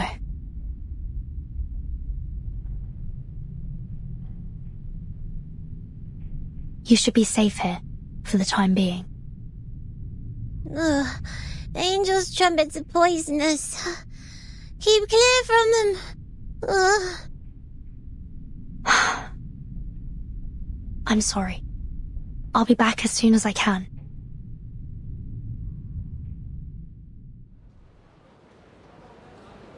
Bene. Our reinforcements are in position. I understand that the Padre already took care of the rats in the central nave. You, go fetch them and lock them up. Si, Comandante! The rest of you will follow me to eliminate our troublesome assassin. Seize the golden apple and claim those relics. Now pull yourselves together. We can't let this assassin get the drop on us. So if I catch any of you slacking off, you're going to wish I'd kicked you off the ledge here. Capito? Si, Comandante! May the Father of Understanding guide... Huh?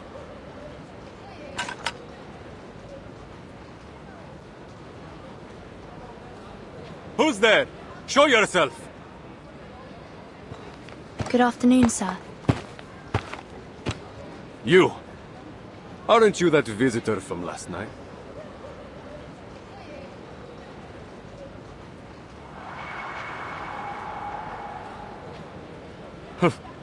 Don't tell me. You snuck your way up here for some sightseeing, signorina. Prendetela!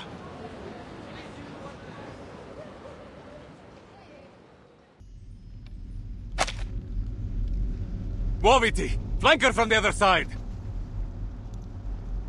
She must be with the assassins! Don't let her get away!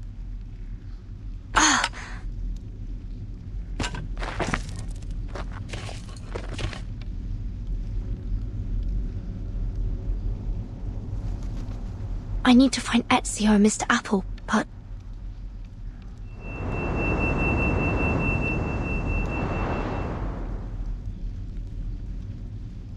How should I get inside?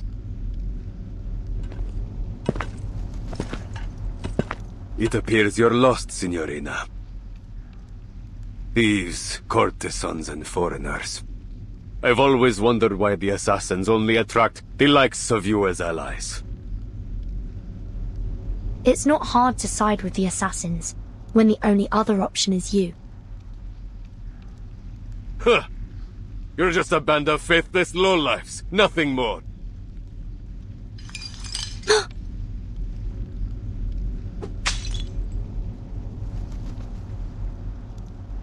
Do you cherish your life, signorina? Or will you leap down like one of those suicidal assassins?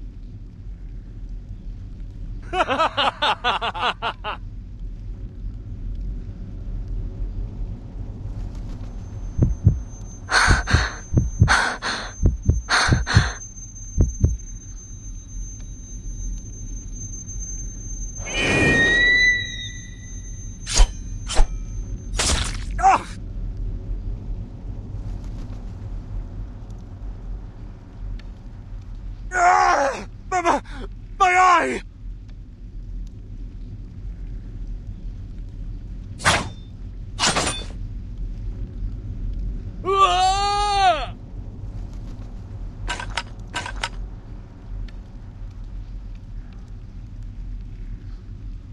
Ezio! Follow the wall on your right until you see a mechanical bird. I placed it there to mark a hidden window. Your friend's waiting for you there. What about you?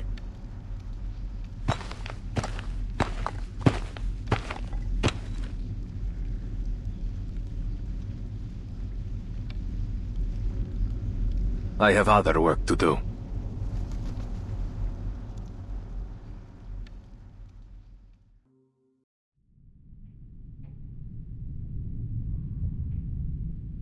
Oh, I'm so relieved to see you safe and sound, Vertin. We heard the sounds of fighting from below, and Ezio decided to check if any of you were in trouble. Sorry for worrying you. But Ezio...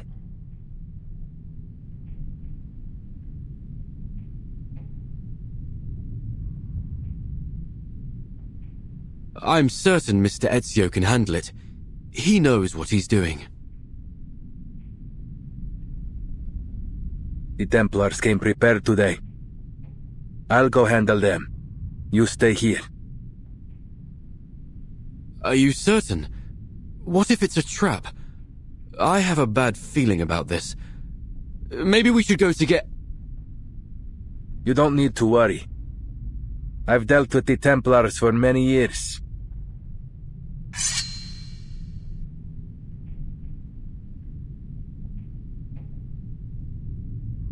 This is just yet another battle the Templars will lose. Besides, you are my friends. I won't let them put you in danger.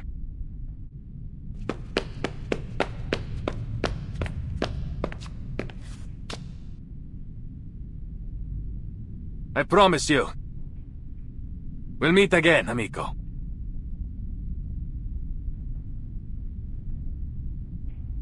He's a selfless man. And exceptionally perceptive. These Templars are indeed well prepared today. I came out of the central nave because Sotheby and Leonardo were knocked unconscious by some kind of sleeping gas. What? The priest named Alberto was likely behind it. I've hidden the two of them behind the altar, but there's no telling how long they'll be safe there. This is bad. We still haven't figured out the trick to opening the secret chamber. Let's hurry, and we can exchange information on the way.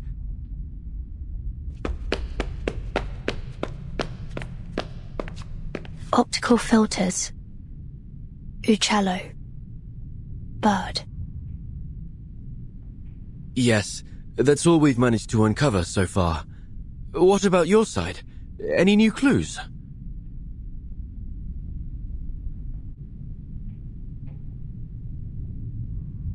Nothing substantial.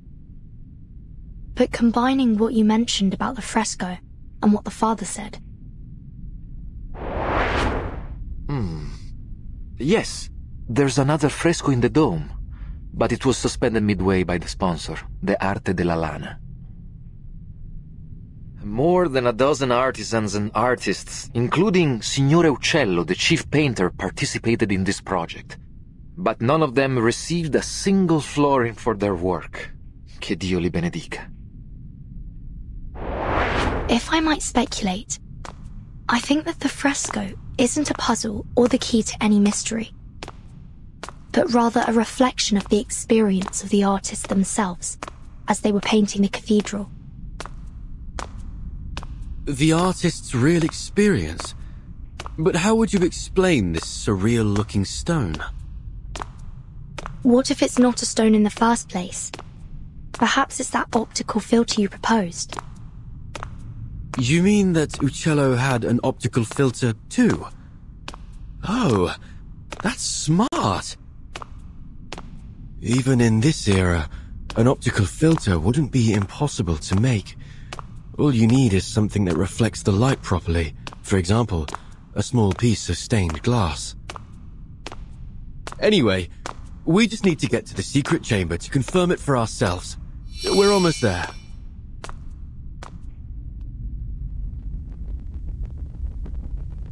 Huh? When did he...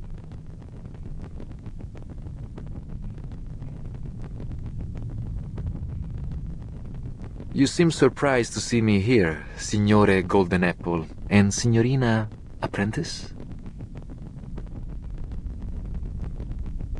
So you were working with them, just as I suspected. You hid your discovery about linear perspective from your friend to avoid being spied on, didn't you? That was wise.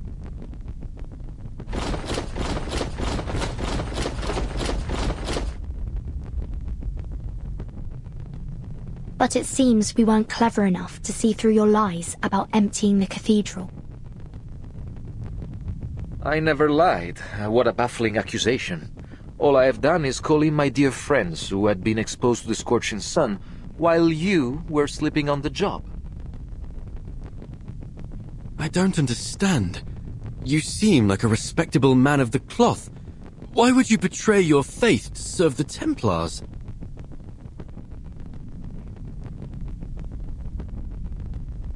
Betray? I've been a Templar all along. There was no one to betray. But isn't Leonardo your friend? Even the closest of friends may keep a secret or two from one another, don't they? It's not so different from his secret connections with the assassins. This truly is an era of distrust.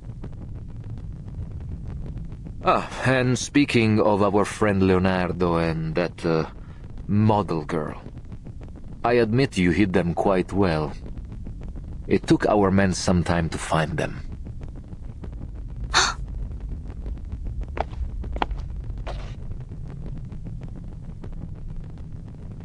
So beautiful. I've always liked the way the line layers peel away, like buried sins exposed to the light.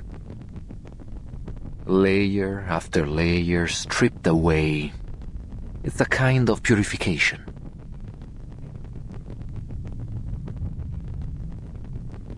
Now, open the chamber if you still care about the safety of your friends. Let me warn you. Ezio Auditore is on his way here. He will stop at nothing to destroy you, Templars.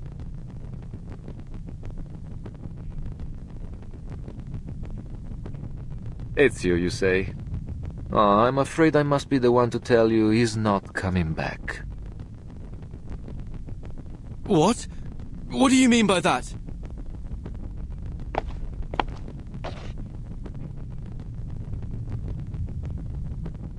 You will find we are also quite experienced in dealing with assassins. He will find his eternal rest here in Firenze this day.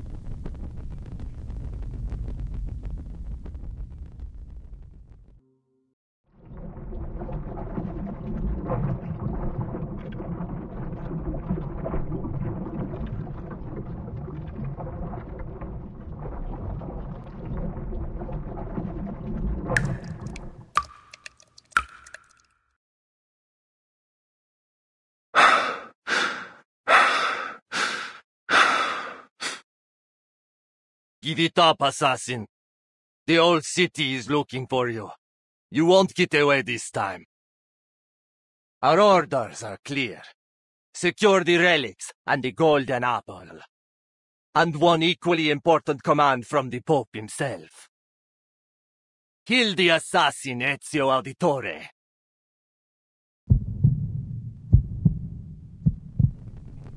We will help you open the secret chamber.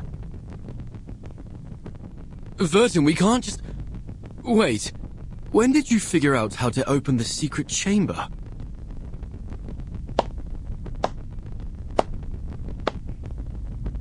Bene, bene. It's time you shared your little secret. Vertin. Everything will be all right. Now, let's pay attention to the fresco. Can you recall the riddle? Of course. It's how we got this far. Sub cadenti fulgore, cadentia sanctuaria coniunguntur. Leonardo proposed that these waning sanctuaries must refer to vanishing points. And by unite, he means the place these vanishing points connect.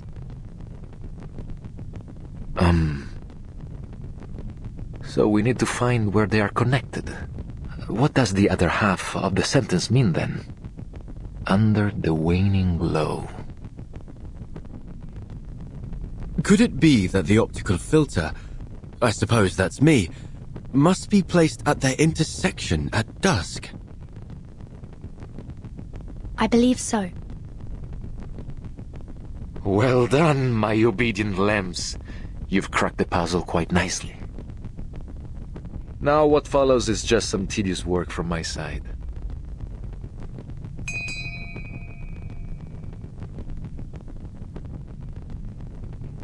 This apple feels light and dizzy. Are we in heaven now?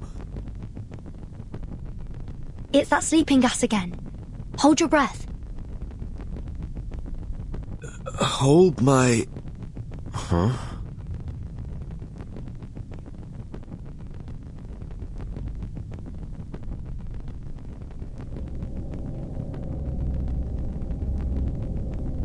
Ooh. As above, so below. As below, so above. Stolto, do you think I'd give you the chance to buy time for your friends?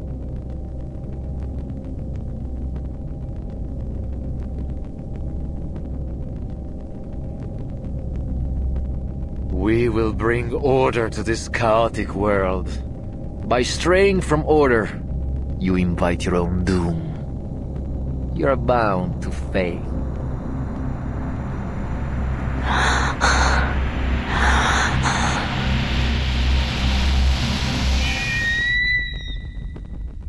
Huh?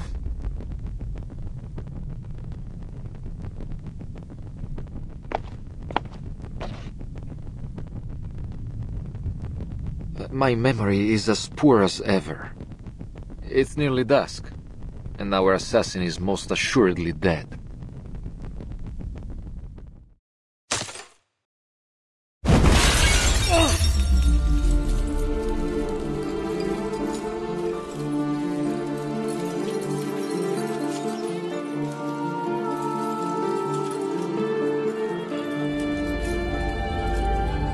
Ezio!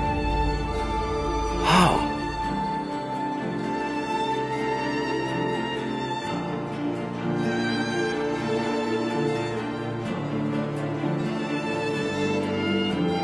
You claim to bring order, but all you do is seek control. Fortunately, neither the world nor its people will bow so easily.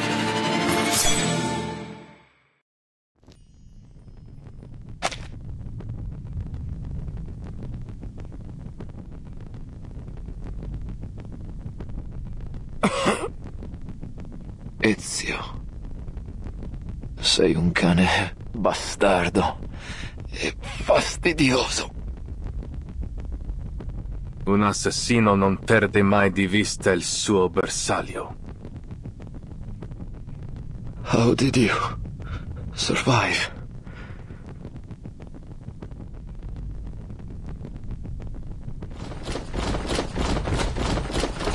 You're outnumbered, assassin. There's no way you can survive this. It's better that you kneel and accept your fate. No one can withstand the order.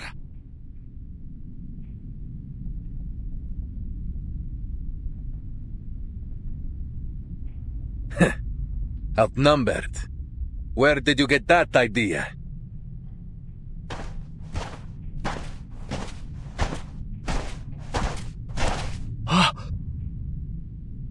Where did they...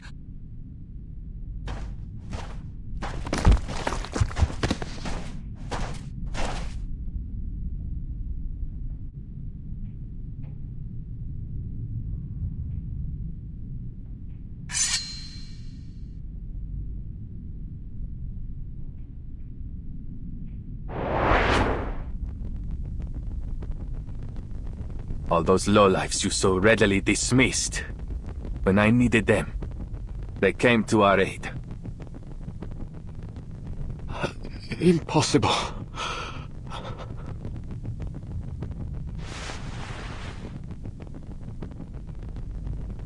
By every soldier and summon every knight and every Templar in this city. It will never be enough.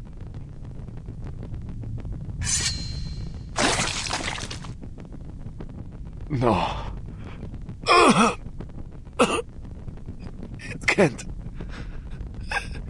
end like this.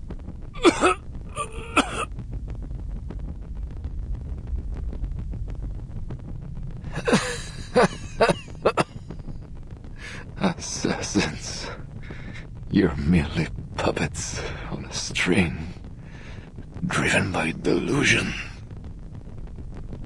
Each life you take brings you one step closer to the darkness. Così sia.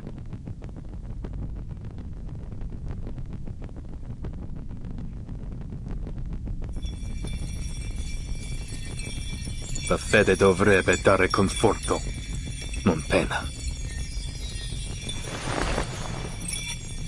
Requiescat in pace.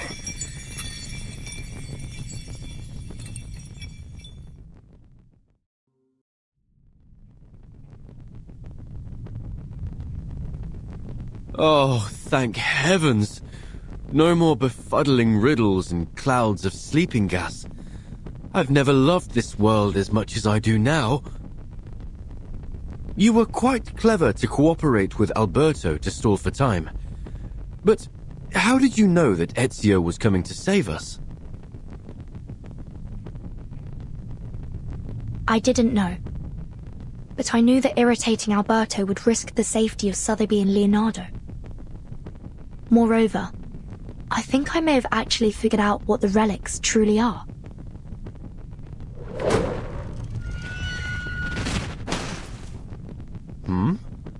That sound is familiar, isn't it? I'll take a look.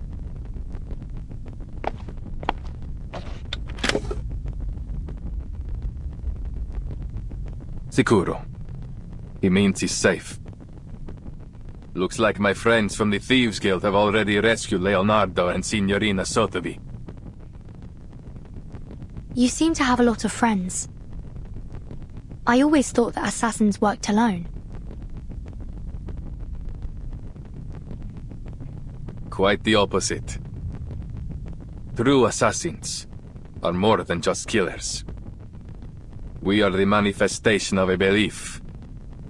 A belief in freedom, and the ability to fight for it. We do not hold to any authority but our own. We are free to follow our own path. And many share that belief. That's why we are never alone. Just like the artist that painted these. I imagine they must see each other as fellow believers in art.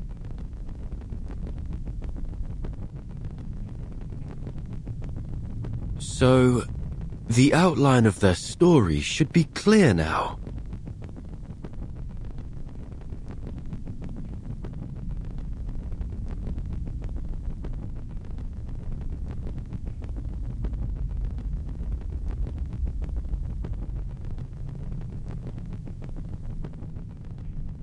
About 20 years ago, a group of painters led by Uccello started working on the fresco here. Even today, you can still sense the enthusiasm in their work. The essence of linear perspective lies not only in reproducing reality, but in the narrative quality of space itself. You have only scratched the surface. If you truly want to grasp the essence of the concept, I suggest you review Plato's theory of forms. Rather than simply copying nature, as artists, we should strive to reveal their true ideals through our work. I'm so jealous of them. They are so talented and knowledgeable. Unlike me, I feel dizzy just seeing those guidelines. Bah! Let me show you some tricks. Better than mere linear perspective. Here, Uccello lifted a stained glass to showcase his wondrous optical phenomenon. Not again, Uccello! You can't keep altering our work with that strange pigment of yours! Oh, what a mess. And it goes against our patron's instructions. What if they find out about it? Look closely. The modified colors and lines do give the work a little more life. Fine. I admit it. You know what you're doing. He's right. I say we keep it. It's not like our patrons are ever smart enough to figure these things out anyway. It never occurred to me painting could be so liberating. Thank you for enlightening me. Huh? Of course.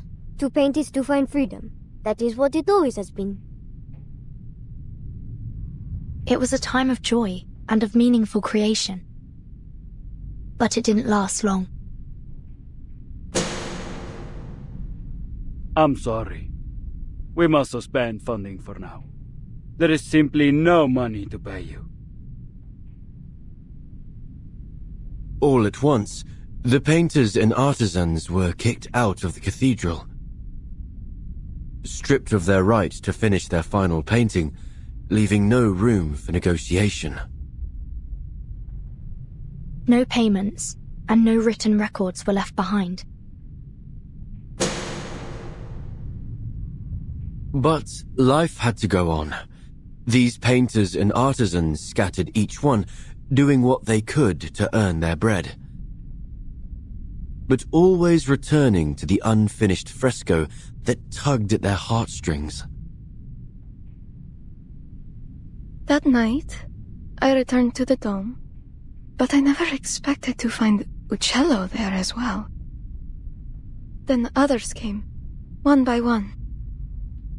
Turns out, I wasn't the only one reluctant to leave our work behind.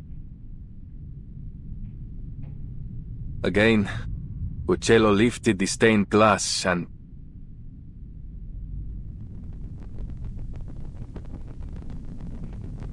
Their story has come to a pause here. Now, let's finish it.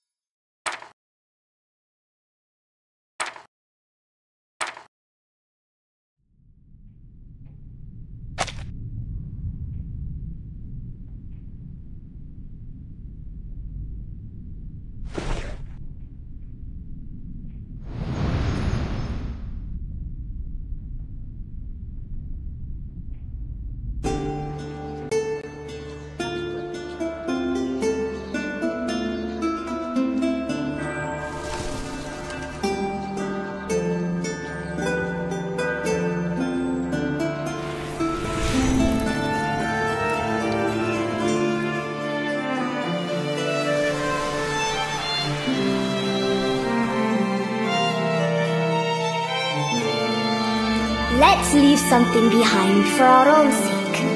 Birds with greyish feathers, bells that ring at dusk, or the Arno River running free. Let's do it with all that we have left. Our brushes and pigments. So that is what all of this is.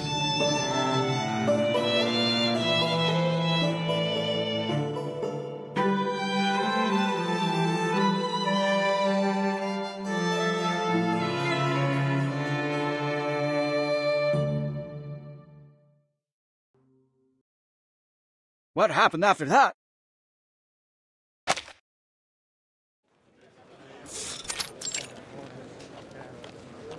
The treasure hunters must have opened the secret chamber and found the Compliner's relics, right?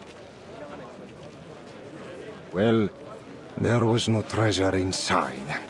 Just a few letters and a painter's address. That's it? What about all those symbols? Don't tell me you made it all up. Easy, allow me to continue. Long after the poor painters and artisans scattered to the wind, each of them received a special pigment from Uccello. They used it on other projects they worked on, leaving their signatures, these symbols behind to mark their work. And so concludes a Firenze fresco mystery. To celebrate this touching story, I've hired a team of talented artists to reproduce their paintings in a new book. And I gave it a wonderful title. La Primavera di Firenze. Che delusione. È un titolo terribile. I've got something even better here. A map straight from the Spanish court with a direct route to India. Think of the opportunities that await you.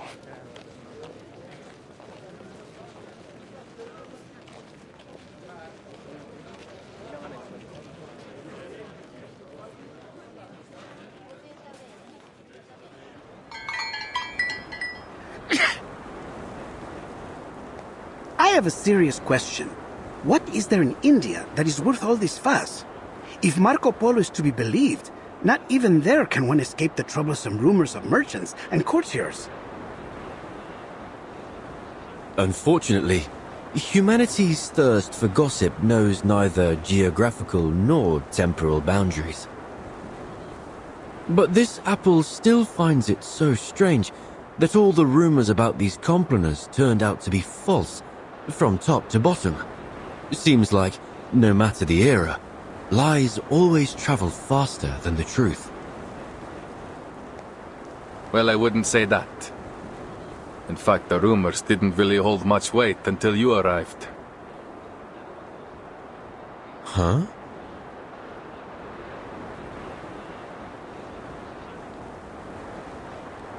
The Complaners' relics weren't the most important thing we were searching for. In fact, we were looking for an apple. One very much like you. So when you turned up, looking like the very apple we had lost, it was only natural for us, and the Templars, to keep an eye on you. Of course, it turns out you weren't the apple we were looking for. And you're only telling me this now? I thought we were friends. It's only because I consider you friends that I had to keep this from you. That apple brings bloodshed and war wherever it appears. Well, then it does sound like quite the troublesome thing.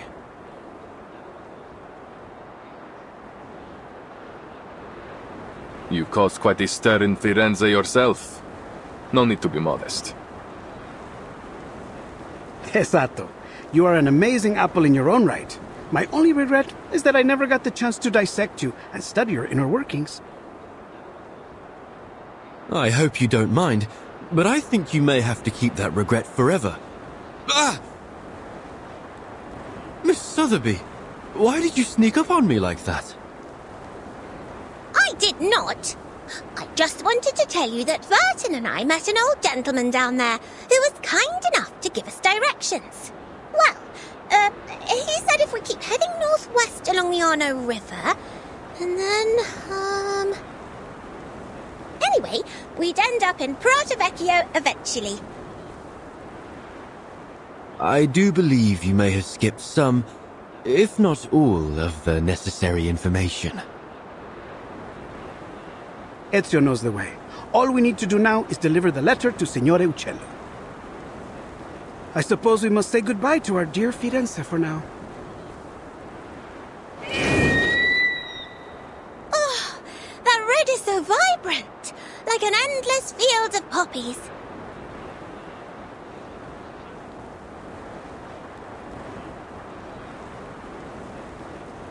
What did I say? This place has the best view. It is positively gorgeous. I see why you insisted we all come up here together. A place of beauty like this is a fitting place for farewells.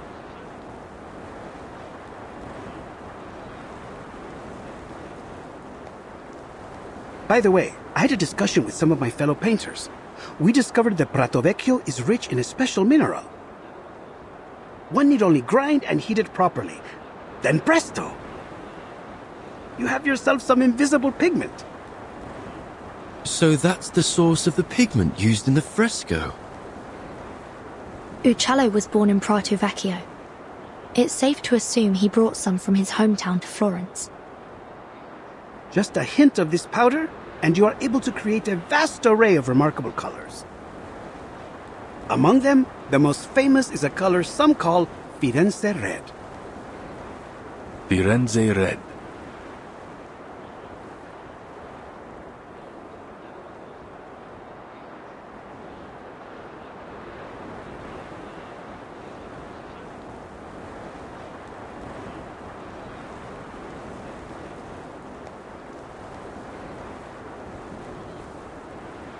It's a good name.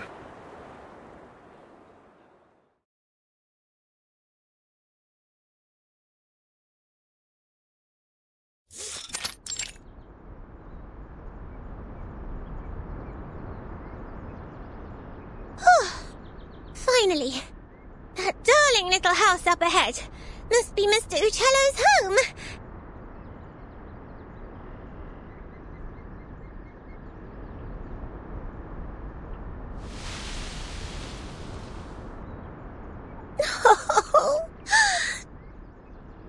I just realized something. When he learns from us that his friend Bianca has been dead for years, he might be very sad. Signore Uccello, if he's even still alive, will be an old man by now. A man of his age grows familiar with death and farewells.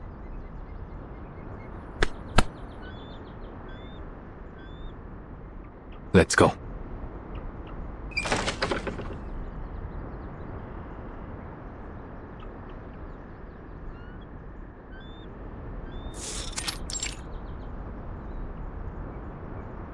Oh, who are you? Where did you pop up from?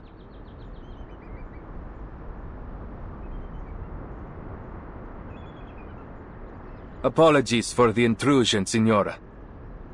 My name is Ezio Auditore from Firenze. We're here looking for Paolo Uccello. We have a letter here addressed to him from one of his friends. Friends? I'm not sure my father would agree he had any friends. Is that so? Well, the letter is signed Bianca. Bianca? You should have said so earlier. Please, put the letter down. It's meant for me. The letter mentions a particular piece of stained glass and details of the fresco in the Florence Cathedral. We assumed it must have been meant for Mr. Uccello.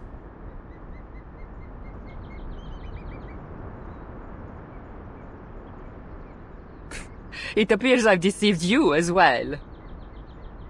Allow me to introduce myself. I am Antonia Uccello. And perhaps the Uccello you friendly strangers are looking for.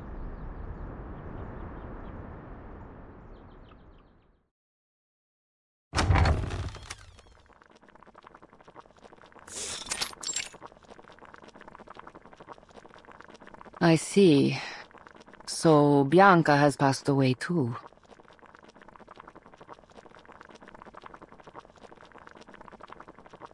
That fresco was the last work we did together. Father passed away soon after, leaving behind my sick mother and a pile of debts. I used to follow Father wherever he went, whatever job he took. Sculpture, masonry, painting, frescoes, everything. I learned all I could from him, and after he died, hoped to accept commissions independently. But as a woman, it was almost impossible.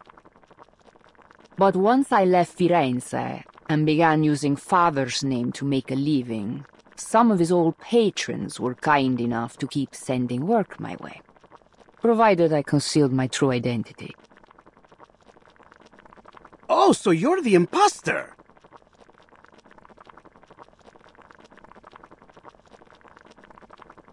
I admit I tried to imitate Father's style in my earlier works, but I'm much more than just an imposter now. No. A painter's mind should be a mirror, capturing and reflecting the truth and beauty of nature. To simply copy the works of another? No, Signora. It seems you still have much to learn. Huh. Is that what you think? Well, I've heard it all before. Mine's as a mirror. Ridiculous.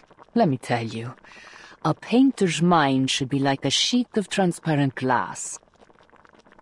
It refracts and transforms the external world, then reconstructs its image inside the painter's brain, rather than simply copying the natural world around us. Oh, That is an intriguing theory. Odd, perhaps, but not without merit. You just wait here. I'll show you with one of my recent works.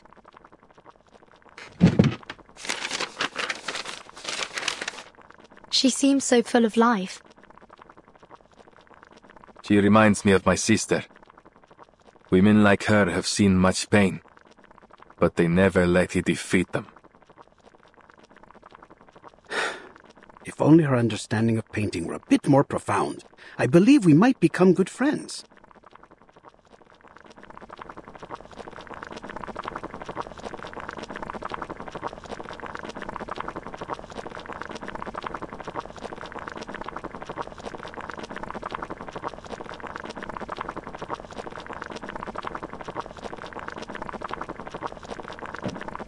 Perdonatemi, may I ask, what was your name again?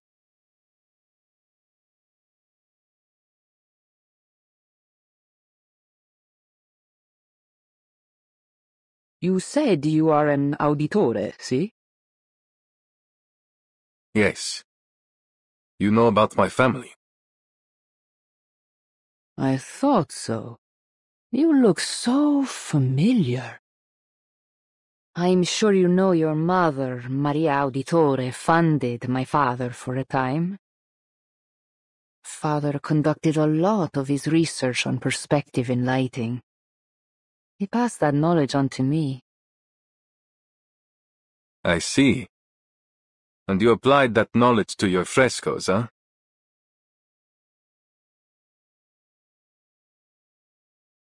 What goes around comes around, right? Architects, sponsors, painters, artisans, assassins, outsiders. Our identities may differ, but our actions are all deeply interconnected.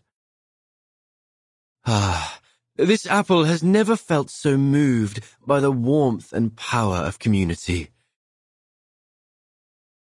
I heard a lot about your family from Father. He was always very grateful to you. Mi dispiace. If Mother hadn't cut your funding, perhaps you wouldn't have had to.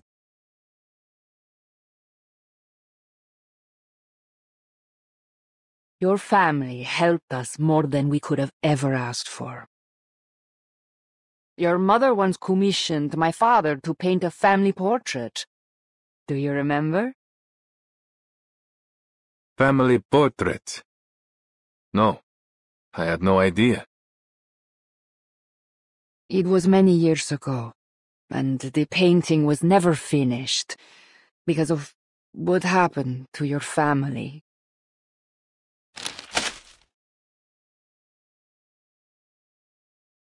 This is the only draft left, but I believe it should be returned to you.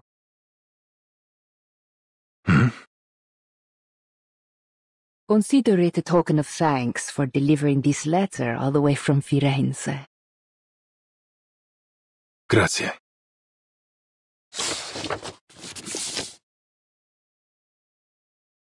This is...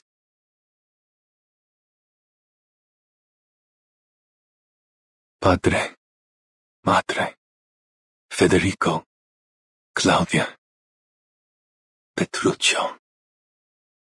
This draft captures the younger version of you perfectly. I can vouch for that.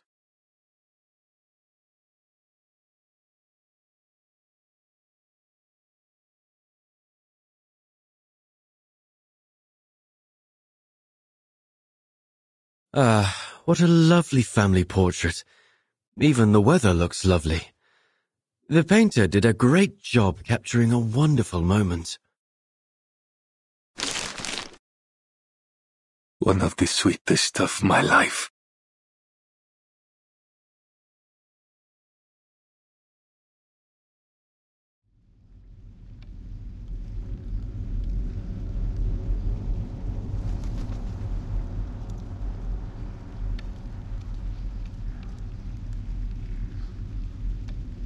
It is a good life we lead, brother. The best. May it never change.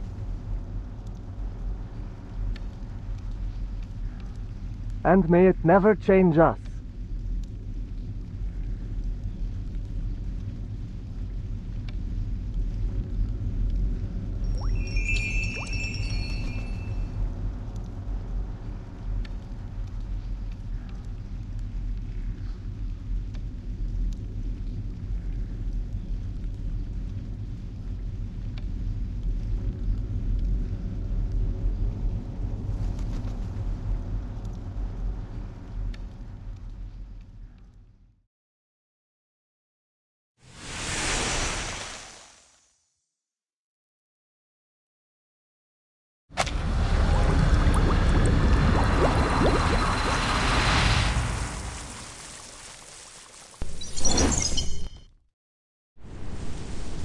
Oh, Dionysos, the source of all joy. From your sacred wine, we draw our strength.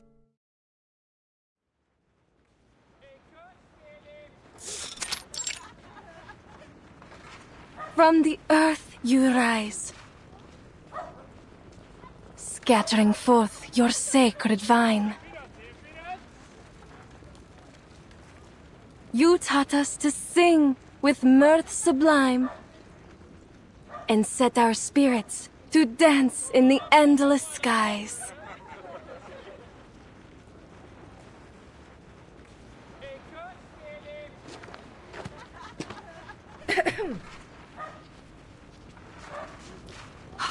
By Zeus!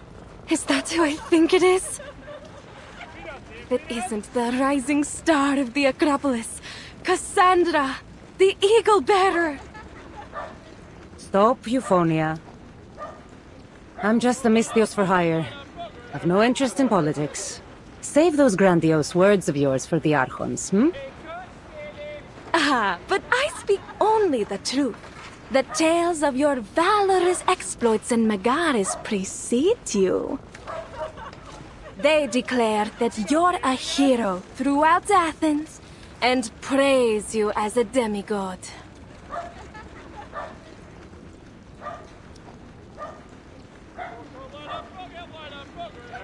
I have a question for you, Ephonia. The crowd will just have to wait for your next performance. Oh, what? You wound me, Cassandra. We bards display our art to please the gods, not just the vulgar crowd. Just as you mercenaries do. Anything for a drachma or two, right?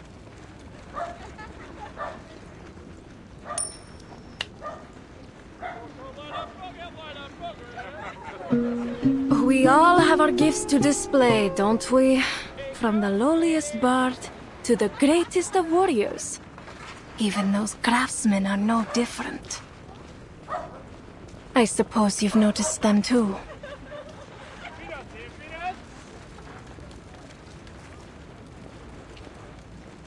It seems you take your maintenance a little too seriously here.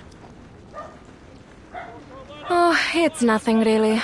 Just a few loose bricks. Easily replaced in a matter of hours.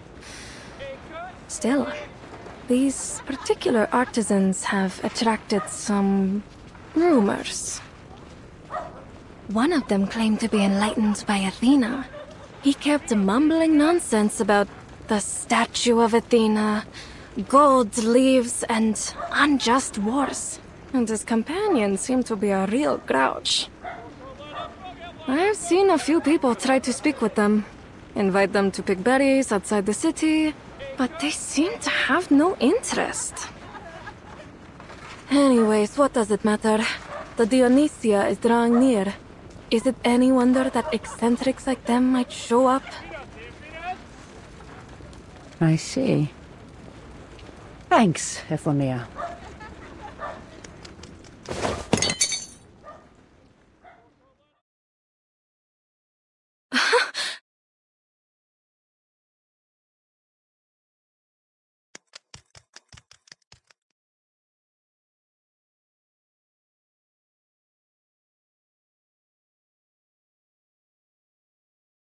For the love of this land, I will not tolerate you raiding the coffers of our people to fund this war.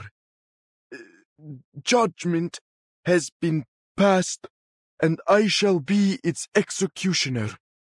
This is for Athena and for the bounty on Argon's head. Excellent, Domitius. You've memorized your lines well. Whether you succeed or not, rumors of your attempt will pass through every corner of the city. All that's left is for the others to receive their messages, then they will know our plans. Haven't I told you it's in the bag, Sonia? So, how are we supposed to read these messages when they come? The sage explains nothing to us. That's none of your concern, fool. Seems like you don't know any more about the sage's plans than I do.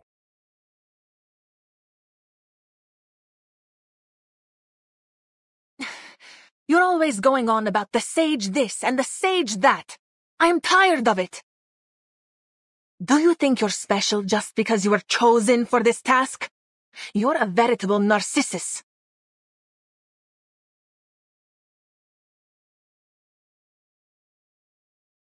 If you really think you deserve that praise, you'd better not forget this. The perfect tool for our trade and your mission. We will only receive one file each. That was the sage's own words. Keep it safe. Oh, I will. Huh? This thing is as dull as a weathered stone. How am I supposed to cut the Argon's throat with this? Then sharpen it, fool!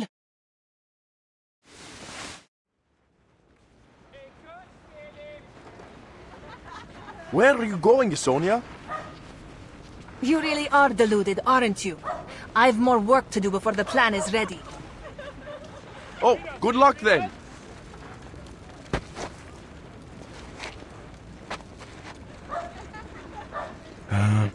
I should have enough time to put an edge on this before it gets dark. There's no way I can take down that self-important windbag with brute force alone. Not to mention, there's only a small window for me to strike.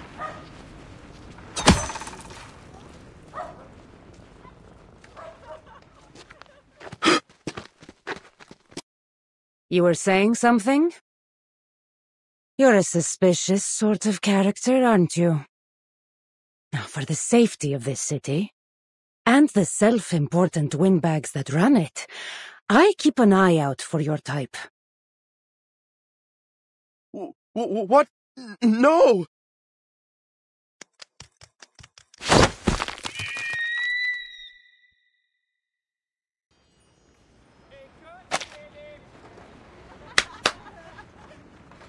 So, whose throat were you sharpening this for again? There are many figures I could imagine, from the Ecclesia or the Vuli, perhaps. But how many of them would find their way here? I have no particular desire to kill you. So, it's in your interest to speak. And to speak only the truth.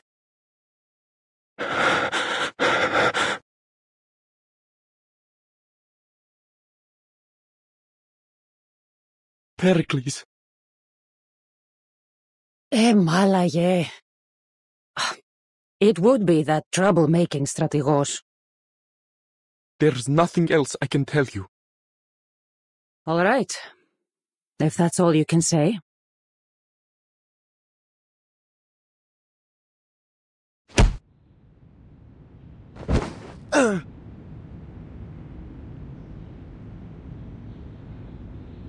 But I won't let Pericles be taken out by the likes of you. Besides, the last thing I want is more trouble here. I'll hand this matter over to the man himself.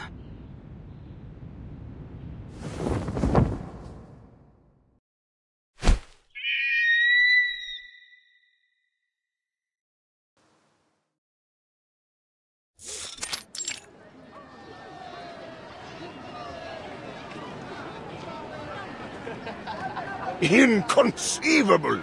Not a single drachma should be cut from the budget of the Theatre of Dionysus. The tragedies we perform there are a matter of pride for the whole polis.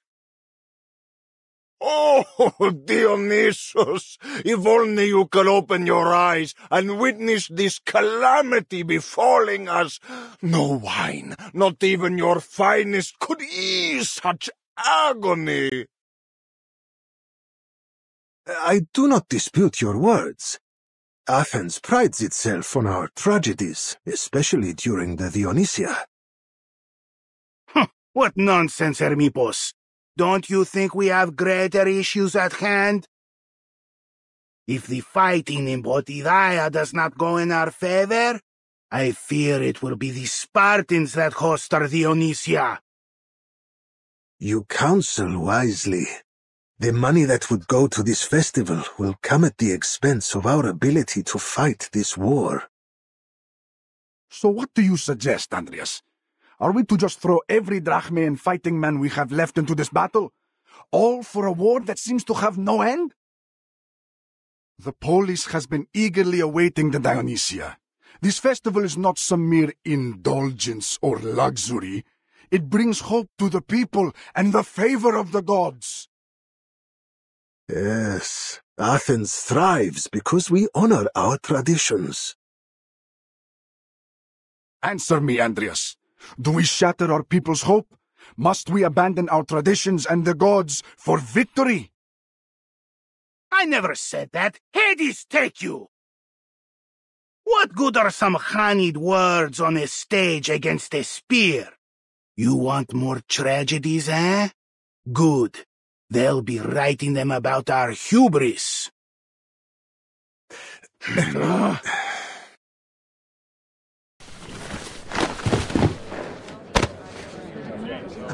Theodoros, you just spat on my robe.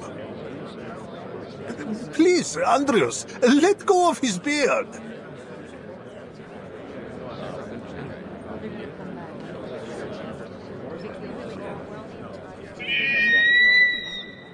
Herodotus wrote that whenever you hear an eagle cry...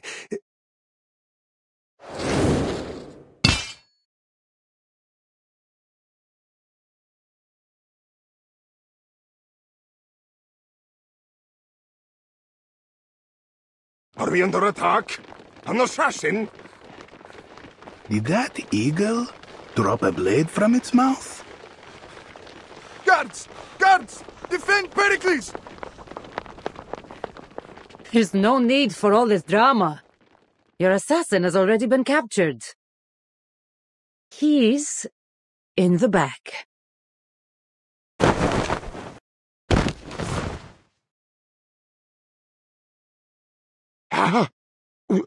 Who are you?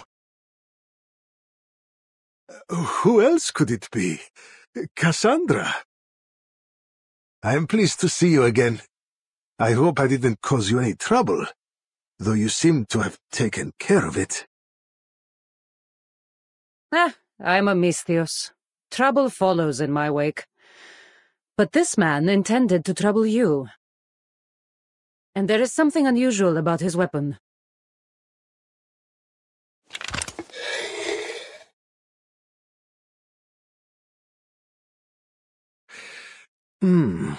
It's always something unusual, isn't it? This looks just like an ordinary file to me. Fit for carving a statue or shaping wood, perhaps. But a poor tool for an assassin.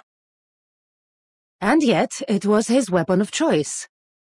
There's something strange about all this, wouldn't you agree? That may be, but if all of my would-be assassins choose as he has, I'm sure to live a long life. There's more to this than meets the eye, Pericles. This man is not working alone.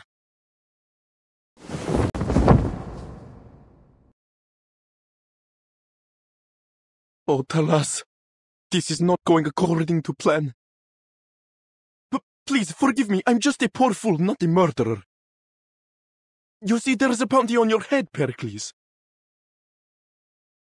A bounty set by the cult of Cosmos, I presume. They've been after my head a long time. Cosmos? No, I've never heard of them. I was just told that there was a bounty. I'm a poor man. Show mercy on me. If what it says is true, the reward would be tantalizing indeed.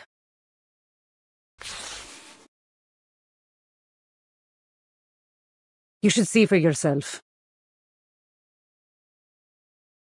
A fortune like this would be enough to repair the wall from here to Piraeus. A shame we'd have to trade the walls for your head. It may be better to keep your voice low. I'm afraid that there are some here that might be tempted to make that trade. Indeed, I am starting to worry just how many would-be assassins could be surrounding me.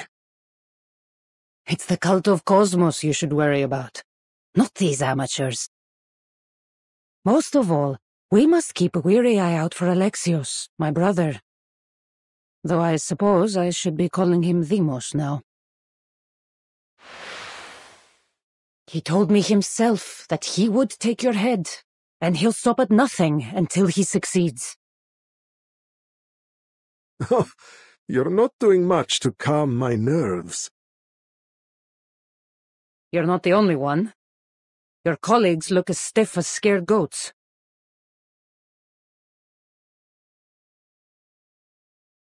Malaka! The Spartans must be behind it.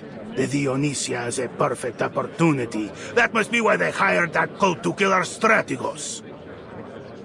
That settles it. The Dionysia must be suspended, and the city placed on high alert. That's absolutely unacceptable. Athens must uphold her dignity, even in times of war. The Dionysia is not just about us Athenians indulging in revelry, it's about honoring Dionysus himself. And what of our strategos' safety? Athens without Pericles is like the Dionysia without Dionysus.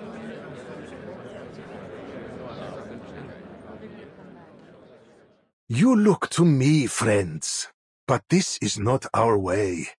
I am not your king.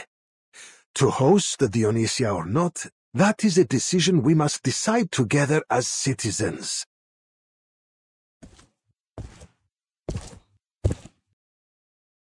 If you agree that the Dionysia should proceed as planned, cast your shard into the urn.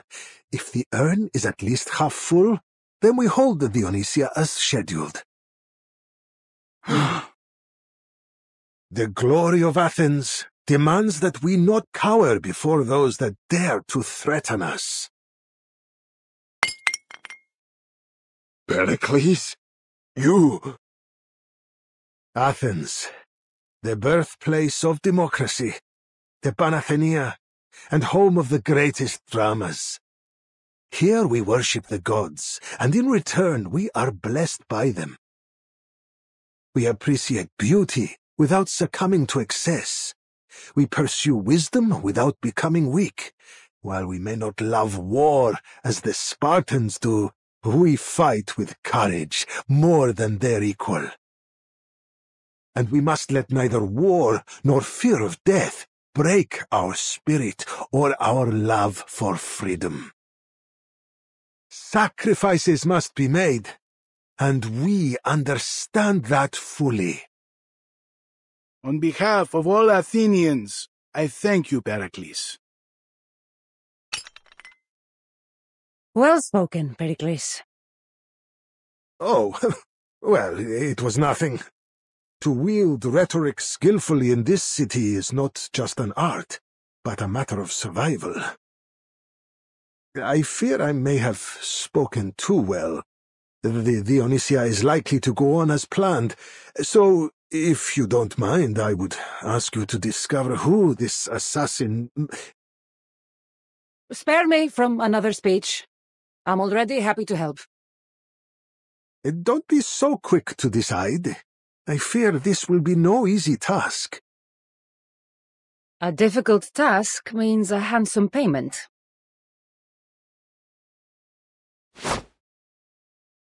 Stop! You have no right to vote here!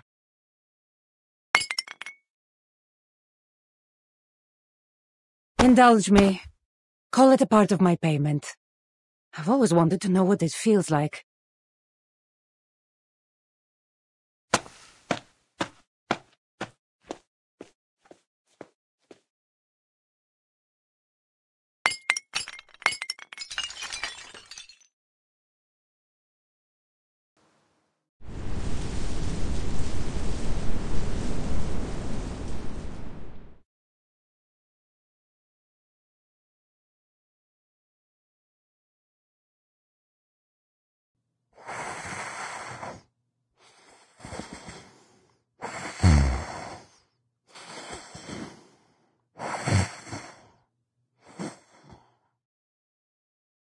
The theatre of Dionysus is truly mesmerizing, and the wine here is beyond compare.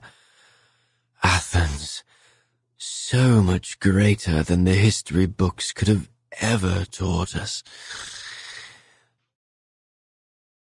Ah, this apple believes I found my true home. But who brought me this blanket? So comfortable.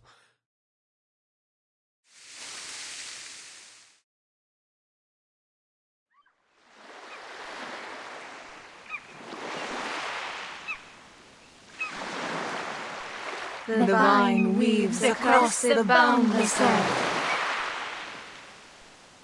scattering far the bountiful gifts of Dionysus. Under your watchful gaze, the world brims with hope.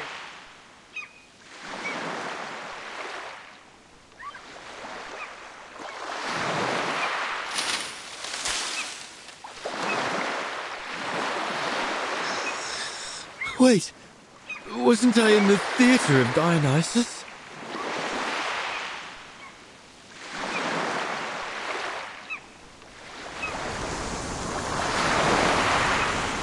Look, an apple!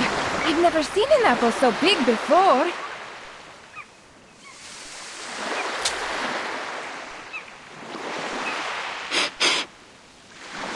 Oh, incredible! It has a rich aroma of fine wine coming from its rind. I can't believe my ears. Is this apple snoring? Everyone, Dionysus' blessing is surely upon us. He must rejoice to see that we will hold the Dionysia as planned. But a magical apple such as this must be used to honor our patron. I suggest we make it into a fine wine. It's too late for that, my friends. By the time this apple will have fermented, the Dionysia will be long over. And even so, we'd need many large, sweet apples like this one for such an offering.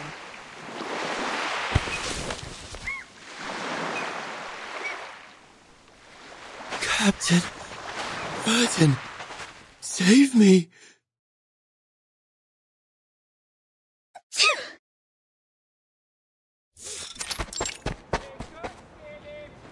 Oh, this is bad. This is bad, Vertin.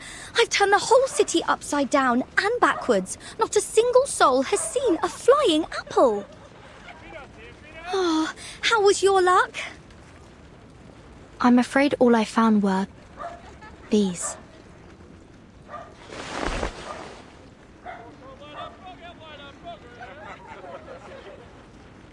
The Athenians were very generous.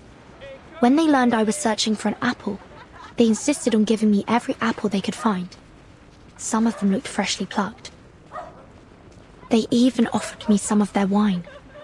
They said it might help me see my flying apple. Oh, sod it all! None of these lousy things look like Mr. Apple.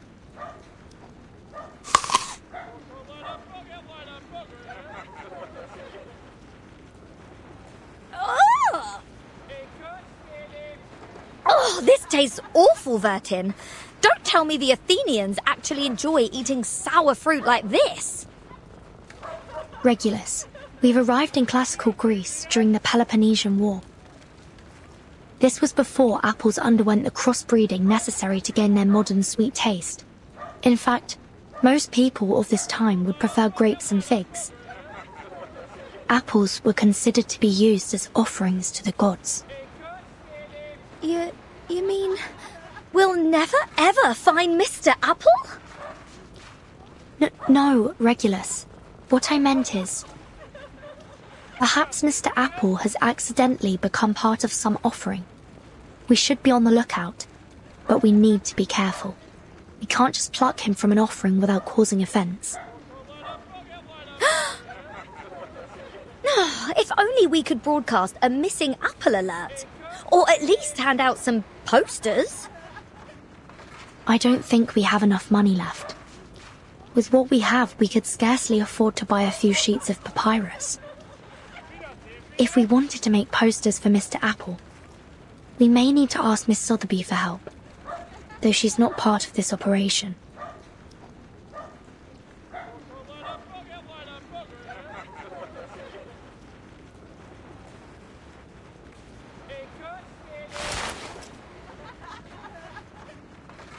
Vertin, we've got to solve the storm once and for all. Huh? Oh, it's nothing. All I meant is that we should thank Lorenz for their great invention, the stage in the rain.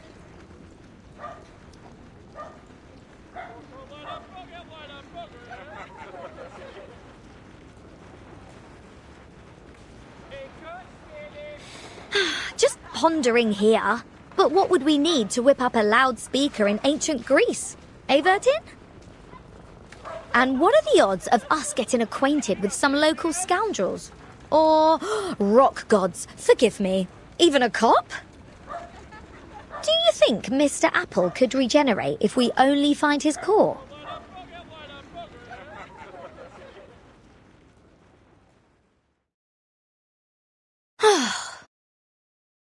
There's no use for it.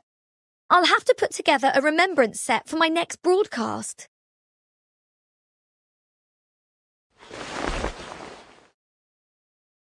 You've got the right idea, Regulus. When in Athens, do as the Athenians do. So then we're going to get help from some local scoundrels? I'm not sure about scoundrels, but there are sure to be mercenaries around, or informants. Ah!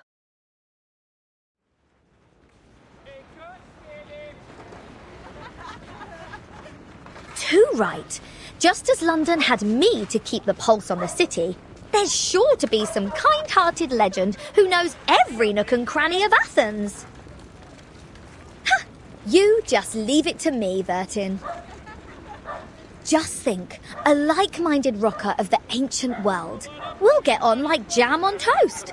And once we're thick as thieves, we'll get that information for a song.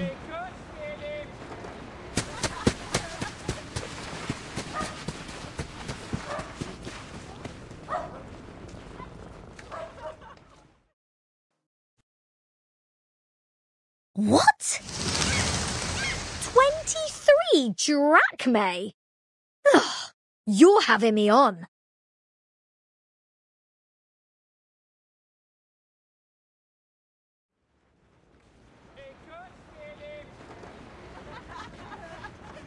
Look, mate, I'm not asking for the bleeding moon here. I just want to know where my apple is. Or are you trying to pull one over on me? Even a whole bottle of fruit wine is only a sixth of a drachma.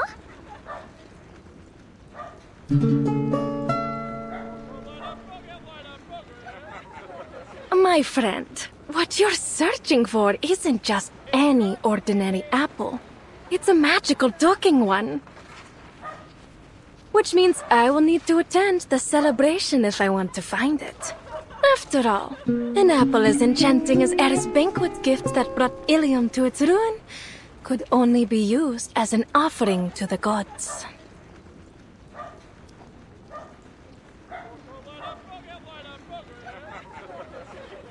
Yada yada. Whatever you say, love.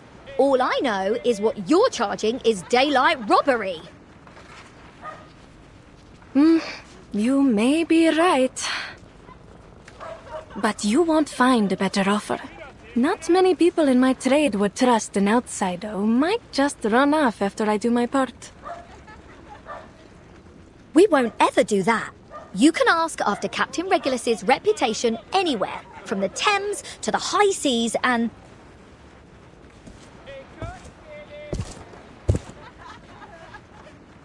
Ephonia, remember that snake you pointed out to me before? I need some extra hands to...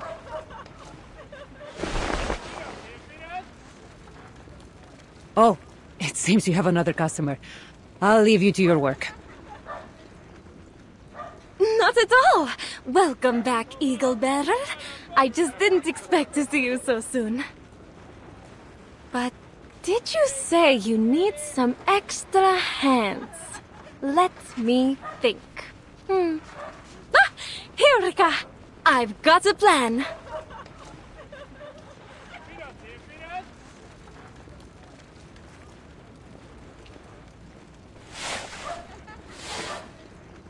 The fates have surely strung us all together for a reason.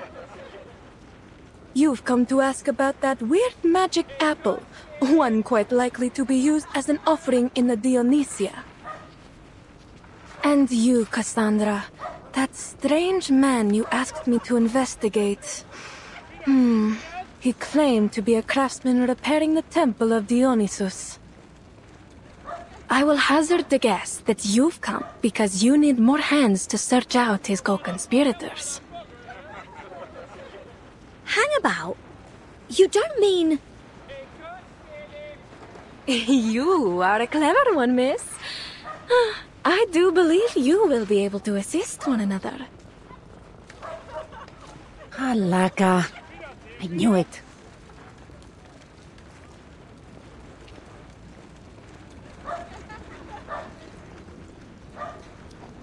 So, then we're all going to the Dionysia in order to look for someone. It shouldn't be too hard to look for a talking apple while I'm there. Cheers, love. And we'd be happy to help with... Oh, Vertin, what's your take on this?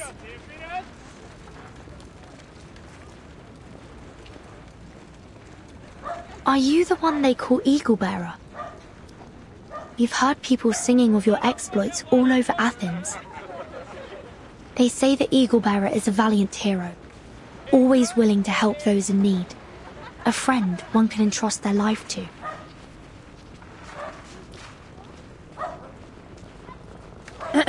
You two certainly aren't from around here. That's obvious. Huh? Everyone in this city knows there's no amount of flattery that will affect my price. Apologies. I've given you the wrong impression. I only meant to ask if the tales we've heard are true.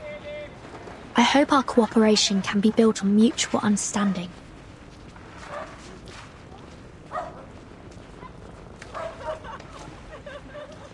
It seems you've heard of my work already.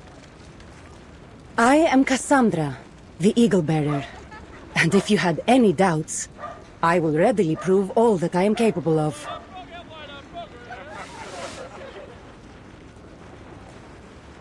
The name's Regulus, and this is Vertin.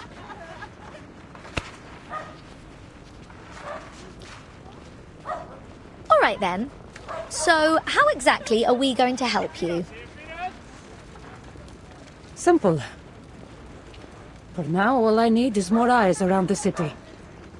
Do whatever pleases you, but keep a lookout for anyone suspicious.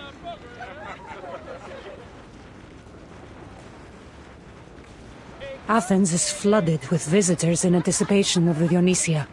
I won't be able to track every potential threat. Right. Well, how do you know we aren't suspicious?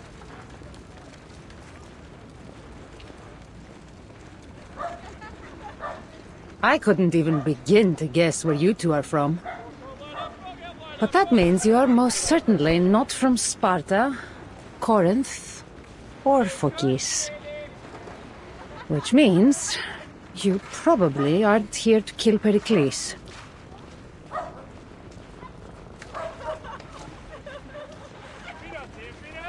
What? Kill Pericles? What, wait a tick. Are you asking us to keep our eyes peeled for bloodthirsty assassins? There's no need to be alarmed. I only need you to be my eyes. Just do as I say, and there will be no danger.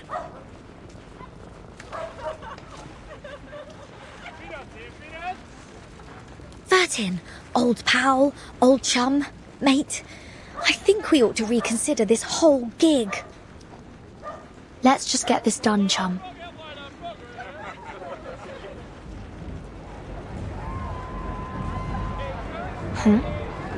What's going on?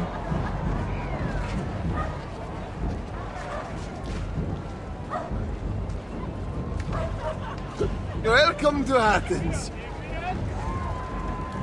Have a toast to friends from afar. Is this that party you mentioned? The Dionysia, yes. You couldn't have picked a better time to blend in. And if you have time, to have some fun. We'll do our best to look for anything that might point to danger.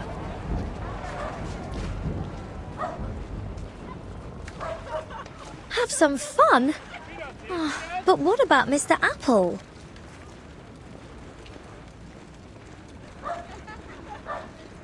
Oh, forget it. Parties can wait. I'll do whatever I can to find you, Mr. Apple. Vertin! Oh, you've got to vouch for me on this! Dionysia, here I come! Follow her, Vertin, and stay vigilant. I have my own work to do. Understood. Vertin, look at this pottery. Wouldn't something like this be a killer diller in your lobby?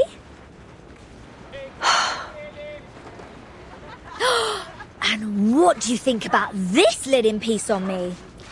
I guess it's only suited for summer sailing.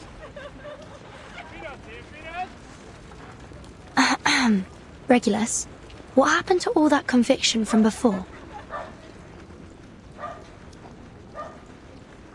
Hello, ladies. How would you like to paint your very own festival mask?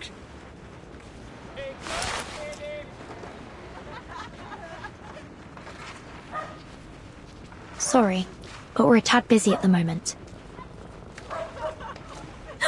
This is fab!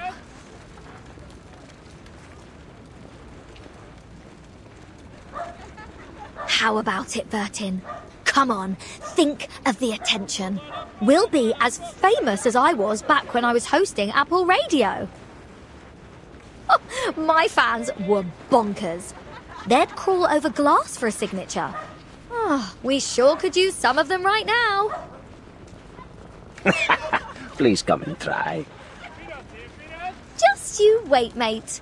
This rockin' pirate is about to make a one-of-a-kind superstar mask in no time.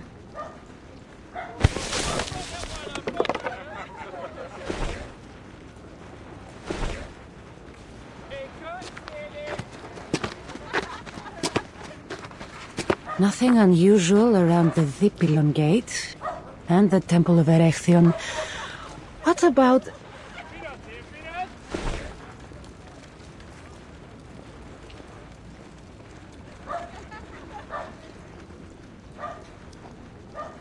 It's not exactly what I'd call an effective disguise.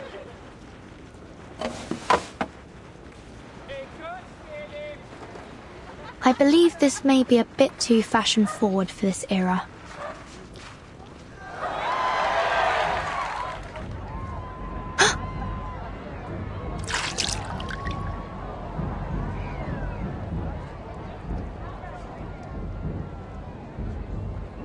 No need to be startled. The Dionysia parade is just getting started.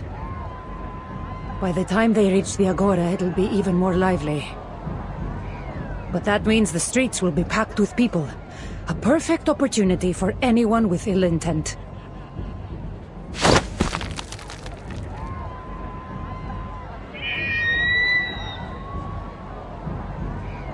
You watch the streets, and I'll cover the high places.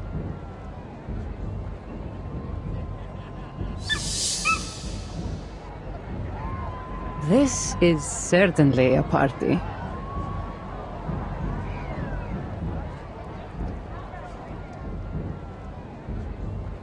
Regulus, Vertin! Huh? Is that the strange apple you've been looking for? I think I found him!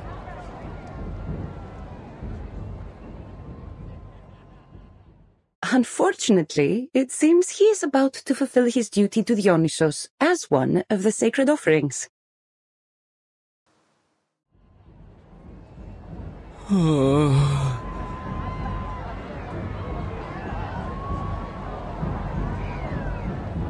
This apple's flesh is separating from the core. Help me, Captain.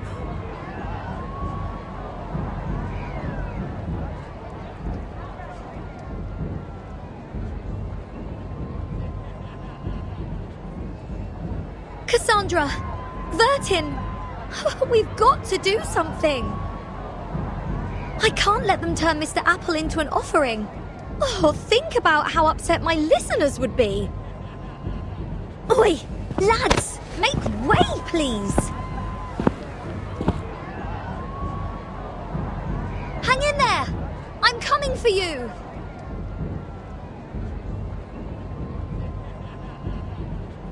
Hey, you stepped on my rope. Be careful. Put your hands up, everyone! Just like this! Praise Dionysus! Regulus, be careful. Hold my hand, stick close to me.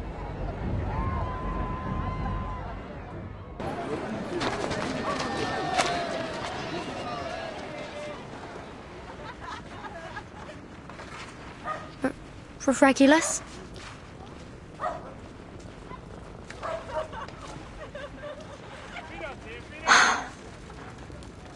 Regulus the Reckless. She's a bold one. But she has yet to master the art of navigating a crowd. Huh?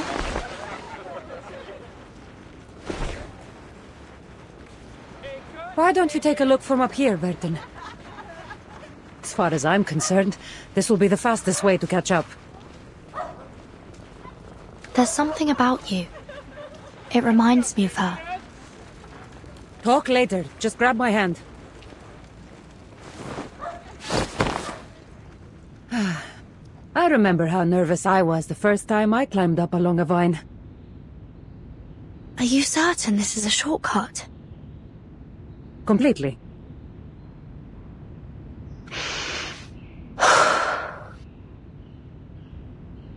First you need to calculate the distance between the two roofs. Make sure you have a proper running start and sufficient height. Keep your body tight, eyes on your target, focusing on where you land. Like this.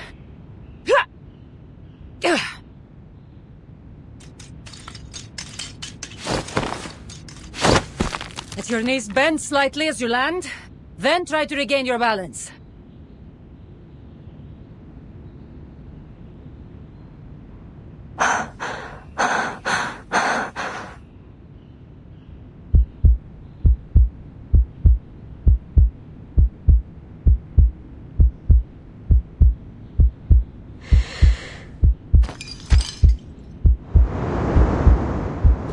Watch out!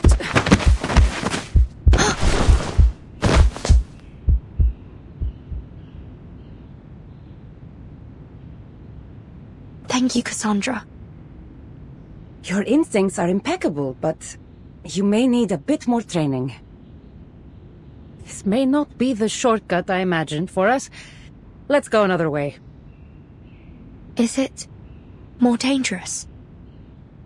No, much safer.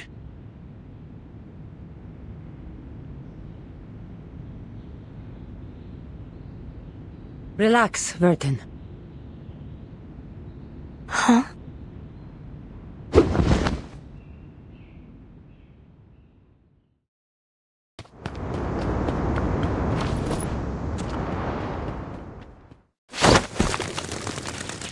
I must say, I'm in awe of your skills, Miss Cassandra. But how do we get down from here?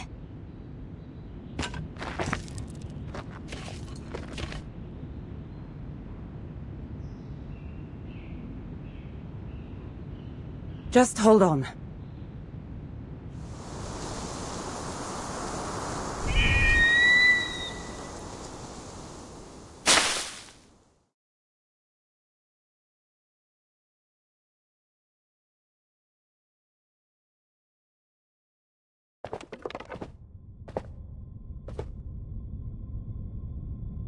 I never quite expected this mode of travel to be so thrilling.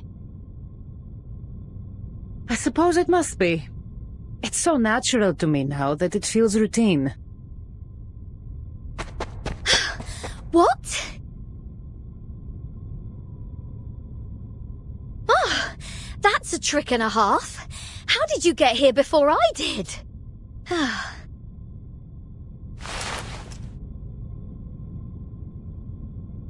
Shh. We have a situation.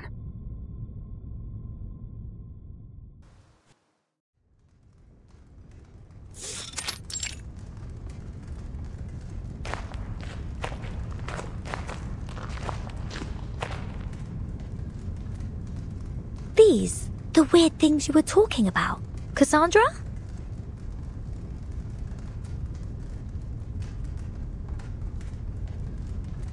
Cool. Look at these. Ladies dancing, Beastie Boys grooving to the music. And who's the bloke with the naff hat? If I didn't know any better, I'd have guessed he was some kind of Greek god of rock and roll.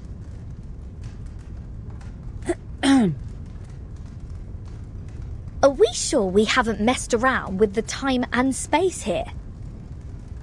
This is a temple to Dionysus, who was, among other things, a god of joy, passion, and chaos. It's little wonder his reliefs would reflect that.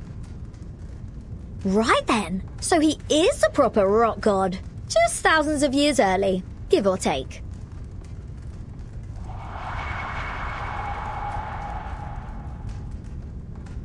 I'm not sure I understood anything you just said.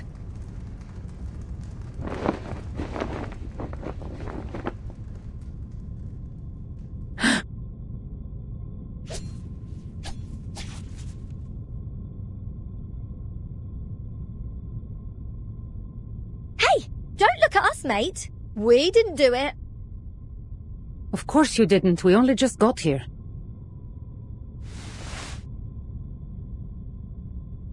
Not that I'm above a bit of vandalism, but what's your angle? Quiet. These ribbons are not decorations. They are desecrations. These symbols are similar to the ones on Pericles' bounty. That cannot be a coincidence.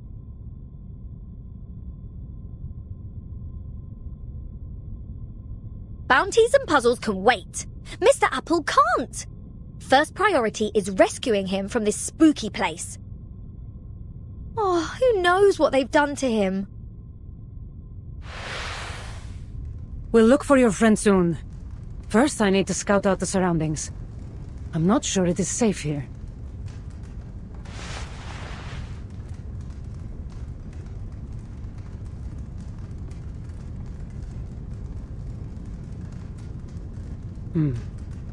We aren't the first visitors here tonight. It's difficult to say how many have come through. The prints are too jumbled. No one is supposed to be here after the tributes have been laid in the inner temple. Not until the statue returns after the Dionysia. That means whoever's up ahead is up to no good, right? It's possible.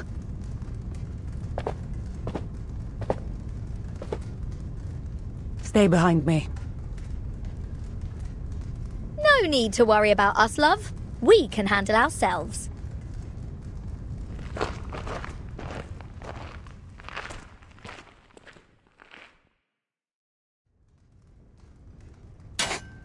Be careful, Timon! Don't break those pots! What if the eagle bearer noticed? She's as sharp-eyed as her eagle! How stupid can you get, Aristion? Is this the first time you've used a calamos? That charcoal powder isn't cheap! We're doomed if we upset Deimos. I don't mean to interrupt, Lysias, but all that shouting isn't doing any good. Agreed.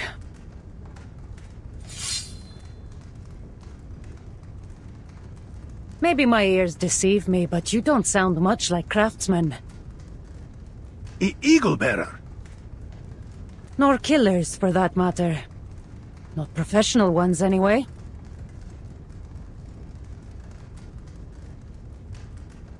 We are craftsmen. We're here to repaint the temple for the Dionysia. Save your lies. What you are doing here has nothing to do with the Dionysia. Now, who is your master? Speak! You...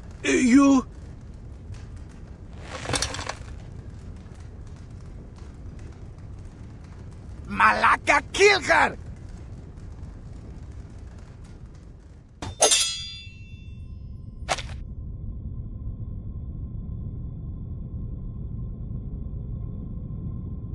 I know this armor.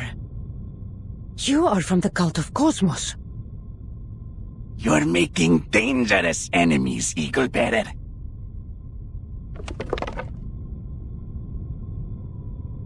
None dare oppose us. Value their lives.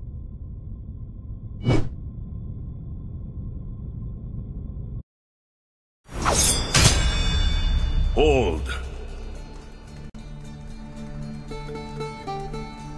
Leave her to me. That voice. Oh, should have guessed. Alexios. The mercenary with the broken spear. Do you still wear that title, sister? Demos, forgive us. We failed. Get out of my sight, all of you! Yes. You surprised me, Alexios. I didn't think you'd stoop so low. I told you to stay out of my way, Cassandra. Yet here you are.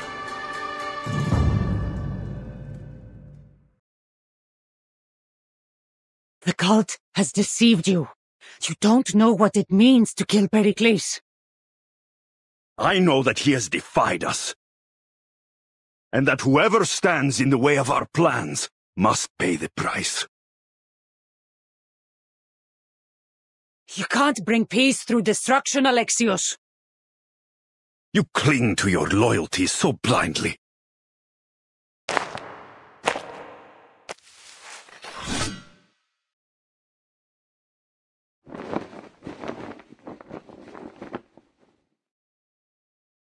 I won't let you kill him. Not while I still draw breath.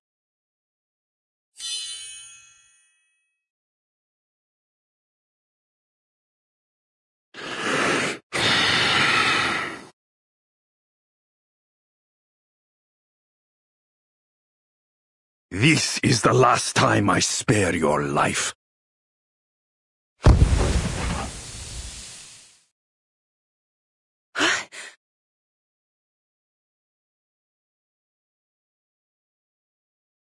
Help!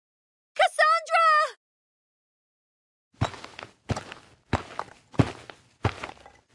Captain Verdun, I'm here.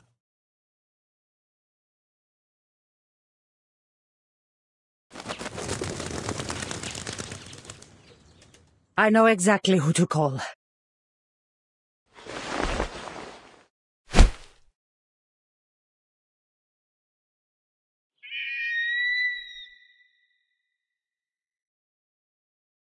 Mr. Eagle, please mind those claws. I have delicate skin. Oh, my thanks.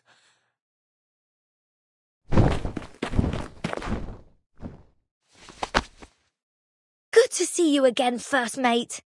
I was starting to worry I'd have to read your obituary out on Radio Apple. The rumors of my death may have been exaggerated, Captain. I should feel quite put out if I couldn't join the 27 Club with you. Too right you should. You aren't allowed to die without my permission.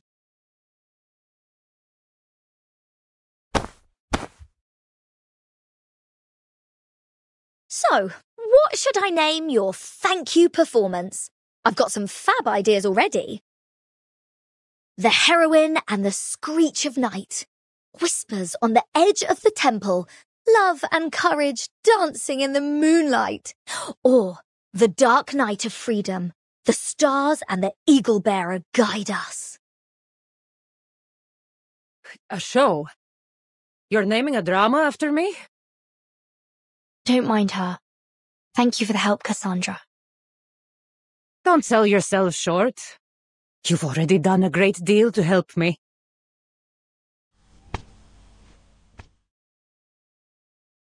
Nonetheless, we'd like to do more than just help you with spotting clues. In fact, if you don't mind, we'd like to join your investigation to repay your kindness. Too right! Mr. Apple is always going on about all this Greek stuff.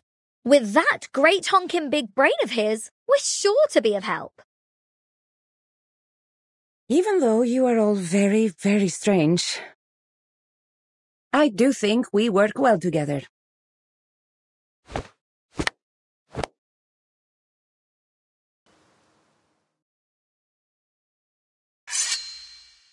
Those so-called craftsmen were from the cult of Cosmos. But they weren't here to destroy the temple. They only left some strange signs and patterns. The same symbols that were on the bounty. So then that bounty came from the cult too? So then we know at least to look around for those symbols. That would be wise.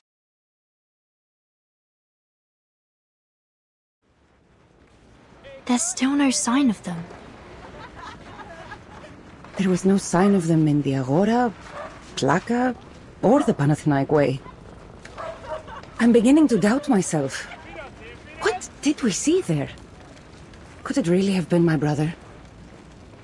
It seems like there is no one else bearing those symbols near the theatre of Dionysus.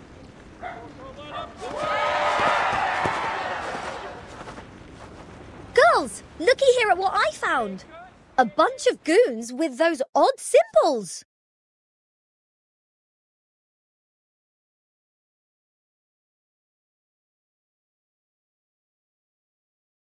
Well met, Cassandra. Hopefully we can be of help. Wait, what's going on here? Who are these people? Did I miss a mic check or something? They are the bad guys. And thanks to this rocking pirate captain, now they're our prisoners. Good thing I ran into these Calzone lads. They said they were only too happy to help us protect Pericles, though their methods are a mite rough. Quick as a blade. You have the makings of a fine Misthios, Regulus. I just hope she didn't cause too much trouble. We'll have to uncover that for ourselves. Fine. Vertin, my true and reliable friend, my best mate. Did you really doubt me?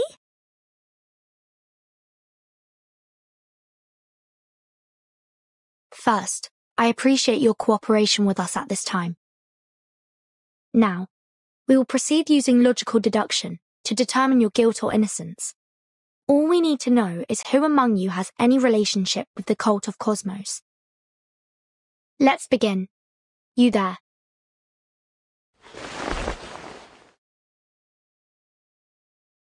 Kyria, I confess.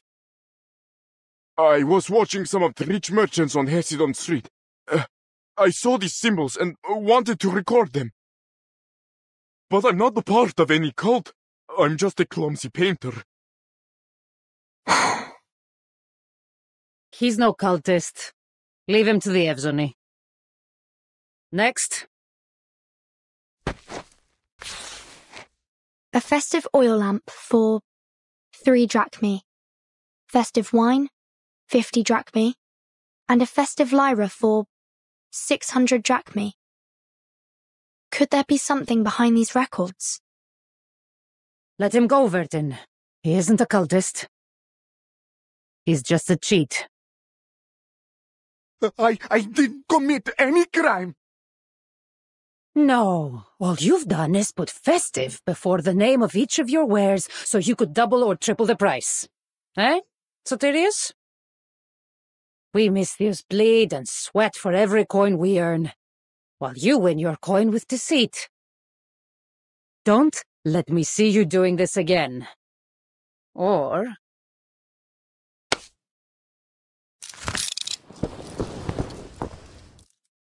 And our next suspect is... Over here, ladies.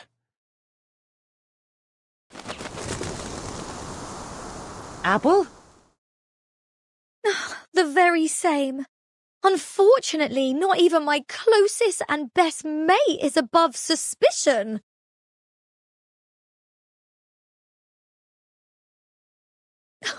I don't even know what Mr. Apple went through in that evil fruit basket. Oh, but I can only hope that we can set him right again. But, Captain, this is just some honey and syrup that got stuck on my skin. Not a secret mark from some cult.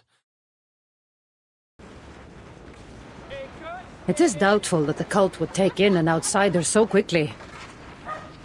Especially an outsider like him.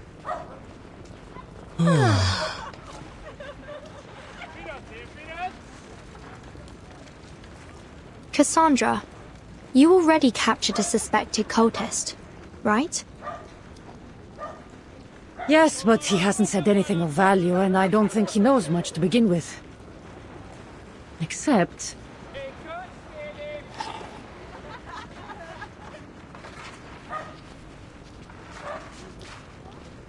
I had hoped that it would give me something to find the source of this conspiracy, but now we know it is connected with the cult of Cosmos. So there is nothing more to be learned from him. Anything he tells us now will be out of fear of punishment. He's unreliable. You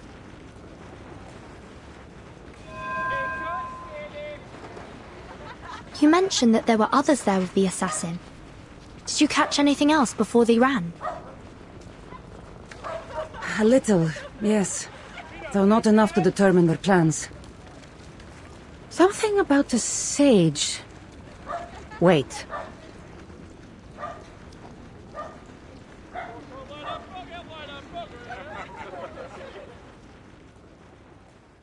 So, how are we supposed to read these messages when they come? The sage explains nothing to us. That's none of your concern, fool. Seems like you don't know any more about the sage's plans than I do.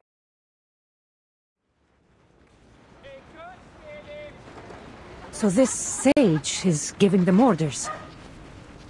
But we don't know who he is. We don't need to know.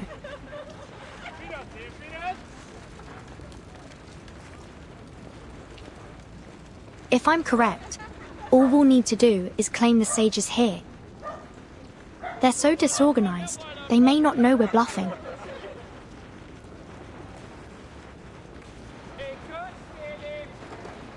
That's very devious, Vertin. A bit of guile worthy of Odysseus.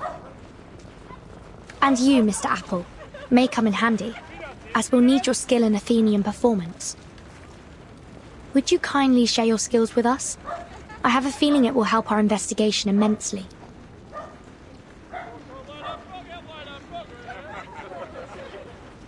So, you're suggesting that we perform some sort of drama to lure these cultists out? Yes, precisely. The cultists seem to be awaiting special orders, so let's give them what they're waiting for. I'm no actor, but... why not? Then let's get started. We need to make this look believable. So Cassandra, you'll need to bring us to the prison. How fun! Follow me. What? Prison again?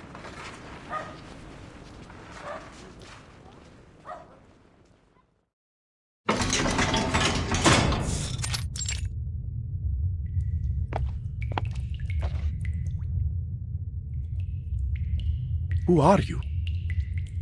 You are Domitius, correct? I've been assigned as your logographer, to assist you with your trial. The Archons have accused you of being a member of the cult of Cosmos. Do you accept your charge? The cult of... I have no idea what you're talking about. I see. And you're sure that you have nothing to do with them? Of course! I would never be a part of that horrific cult! Of course not. I've made my decision. I believe this man is innocent.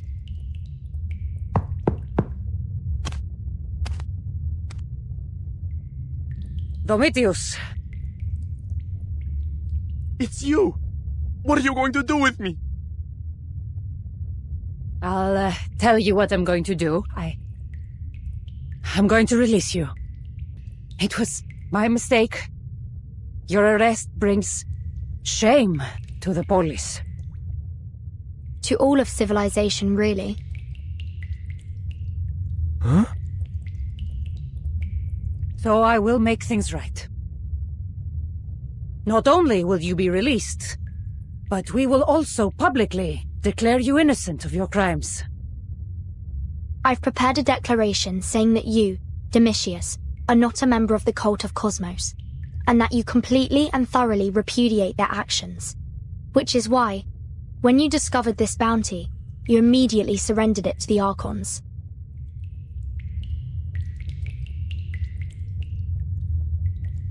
What? But I didn't. In fact, all thanks to you, we uncovered the cult's plot, and even managed to capture a key member. A key member? No need to be afraid, Domitius. We're interrogating the mastermind at this very moment. You don't mean the sage?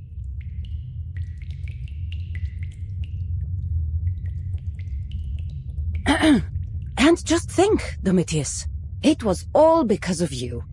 We found the clues in your bounty sheet and broke your secret code.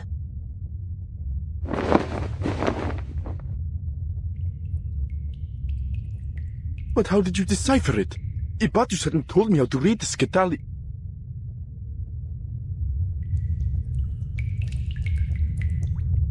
Skitali? If my memory serves, it was a tool that Spartans used to encode their messages.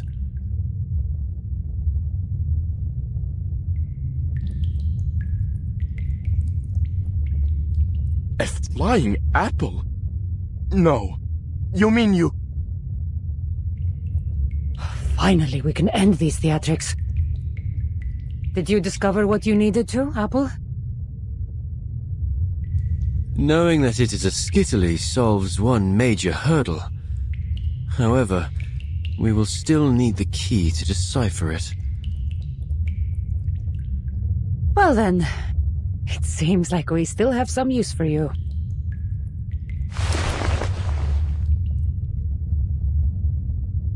Quit staring at me. I figured out your game. I'm not talking. I won't tell you anything.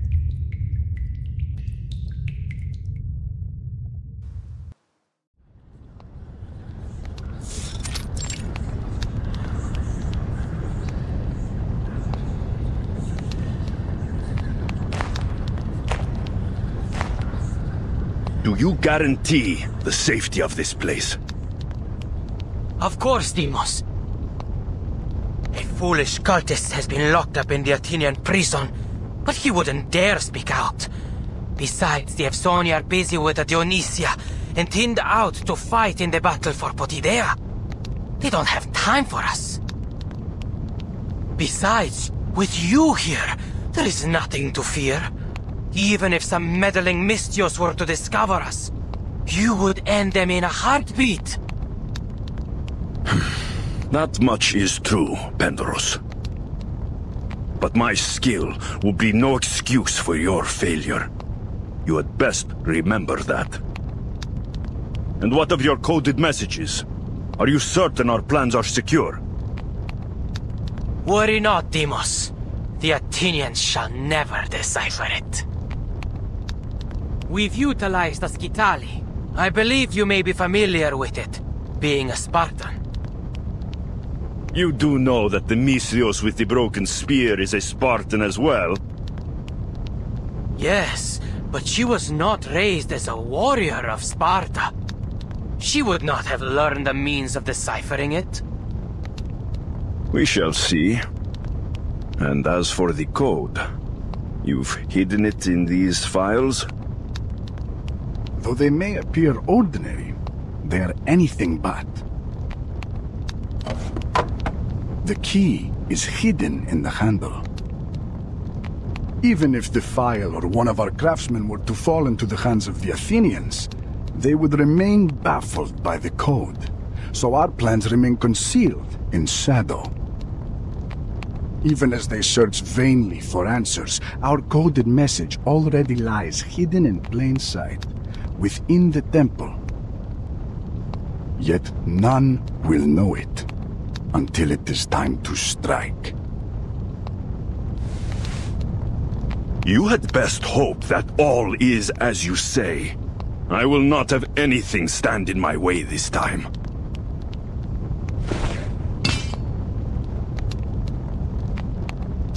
My sword aches for the time when I will slash down those banners. I should have killed her then. The sage appreciates your patience. You have proven more than worthy to wield the sword of Damocles. He deems me worthy, does he? He forgets his place. With this sword, I will strike off the head of Pericles.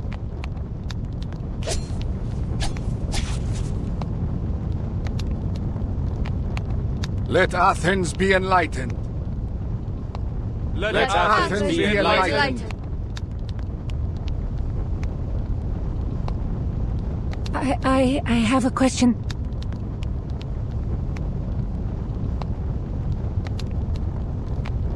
Forgive me, I forgot the order to wrap the strip. What a fool! Who recruited this worm? We have no room for dead weight. You're right. It's my fault. I shouldn't have raised the stupid question. I should wait until the ritual ends and ask the great Deimos for the answer in private.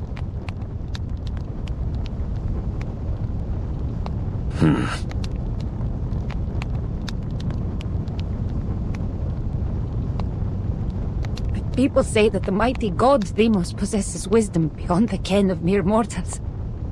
I'm sure he can answer all my questions.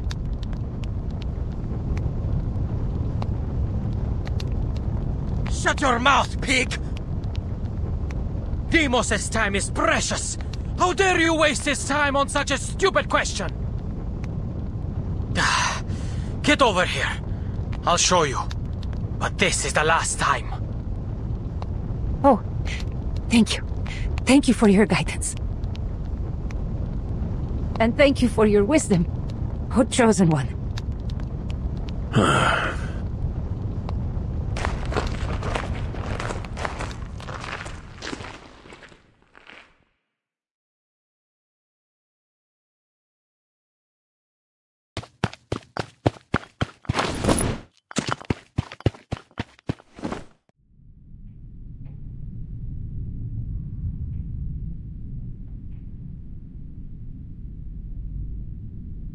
Deceivers and villains! You swore you would set me free once I told you where to go! Deceitful outlanders, shameless imposters! More shameless even than the lowliest pig! You seem to be in high spirits, Domitius. Sonia? Is that you? Did they capture you too?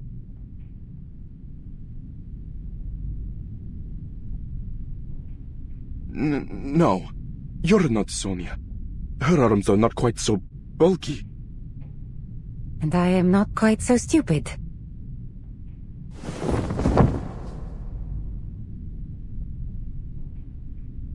You may leave now, friend. You helped a great deal in protecting Pericles. Especially in helping us figure out that Skitali. Well, with some help. You!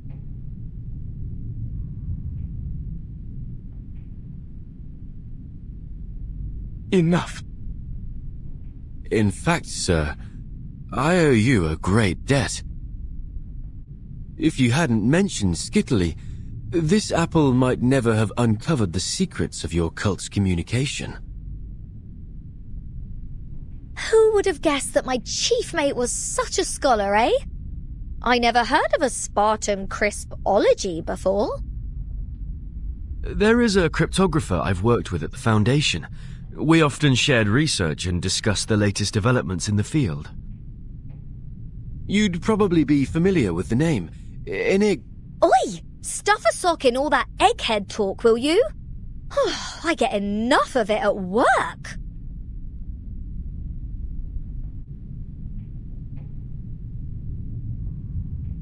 But how did this strange creature even know what Skittily is? Pendoros promised us that it was a closely guarded secret of the Spartans. How in the name of Zeus and all Olympia could you have found out?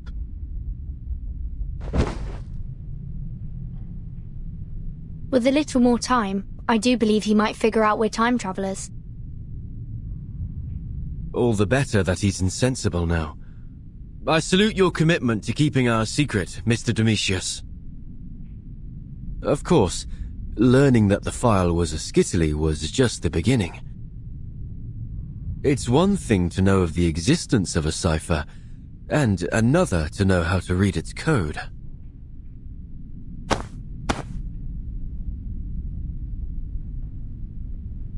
Oh, don't be down, mate. Just think, your name is going to live on in legends told by the rockinest bards around. Oh, sing a song of Domitius, a man who's just and wise, who unmasked the darkness schemes and guided the eagle bearer to her prize.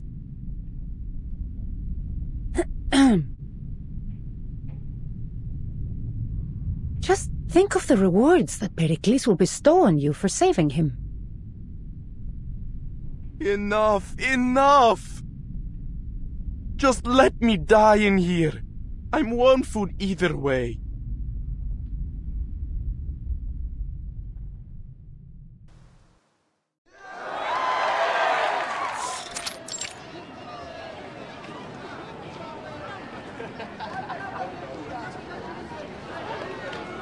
A scene only recorded in ancient tomes and murals now comes alive before my eyes. Merely on the merits of historical research alone, the invention of Huygens' Fresnel interferometer is truly miraculous. Looks like X will have a permanent guinea pig for this experiment of his. Most certainly. Just don't forget to bring us along, eh? Because after this, I'm not letting you leave my sight. No matter if you head to a robotics lab or the dark side of the moon.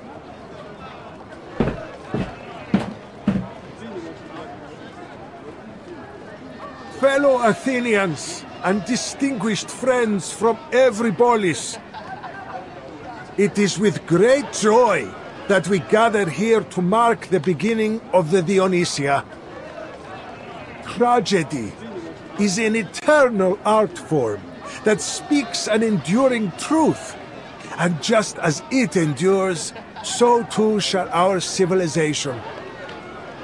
Let no man, no foe, strip us of the right to bask in its timeless beauty. We do not bow to fear or menace, nor to any enemy, be they known or unknown.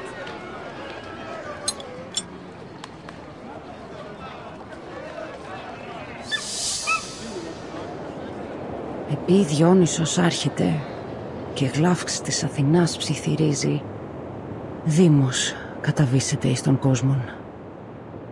Could Alexios... No, Demos, really stand such a provocation?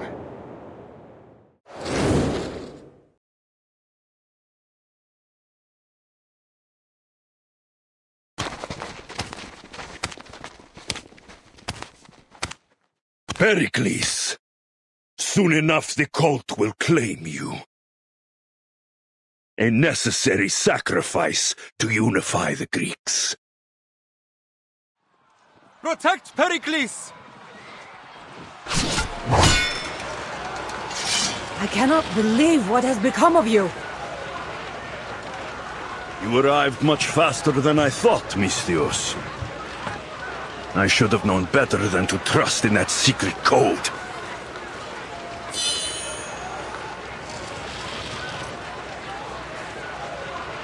Do not get in my way! I will deal with you once I have Pericles' head. Deimos, leave the Misthios to us. Pericles must be slain.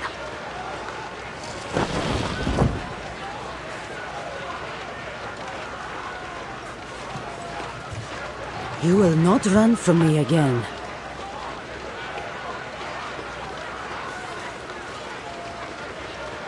Our war ends today. You are not alone, Misthios. Malaka! Our plan has been discovered! Domitius betrayed us!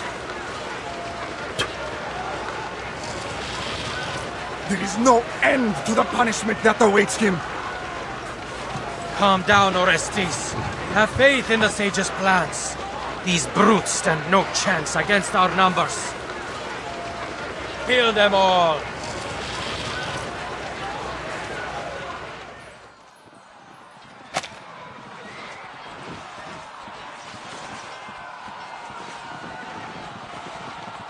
Cassandra, these cultists are hiding among the civilians. We cannot hope to keep the strategos safe here. Get Pericles to safety! Protect yourselves first.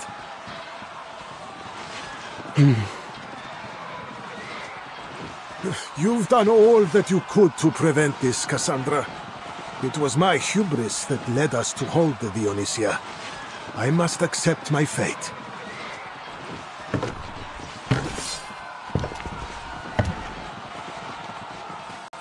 Fate indeed. Your fate is already foretold, old man.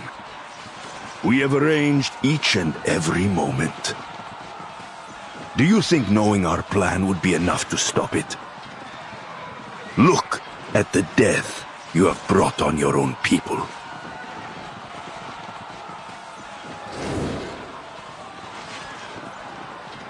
Save yourselves! Run! What's all the fuss? Get out of my way, foreigner! I'm not going to die in this place!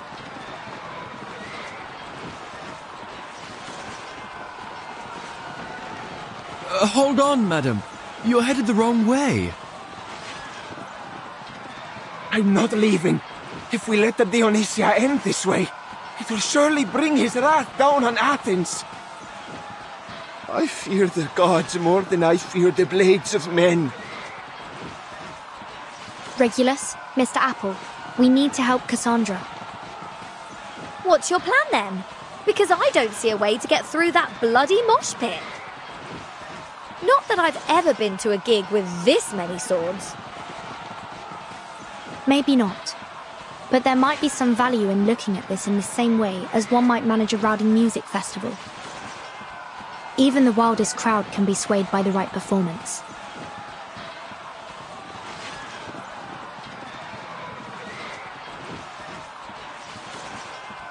The problem is, what would get their attention?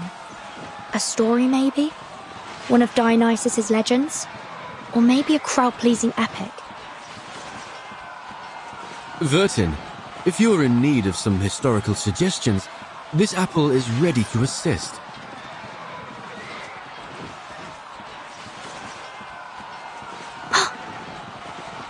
Yes, Mr. Apple. I do believe you are exactly what I need.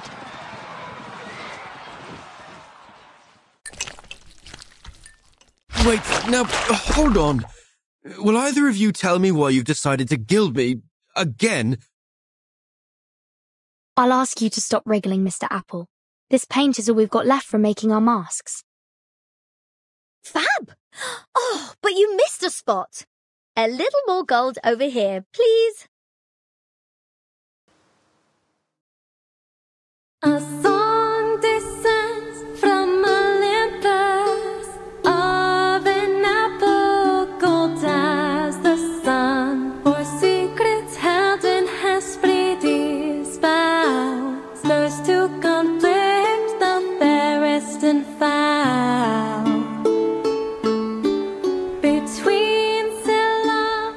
Must I really be up so high, Captain? Between the thin air and the fumes from this paint, I'm beginning to feel woozy. Well, whose fault is that for shaking off your old coat? Though, you do look smashing in gold, mate. Mr. Apple, are you high enough to be visible to the crowd? I'm bloody well high enough to be sick. Excellent. Good luck.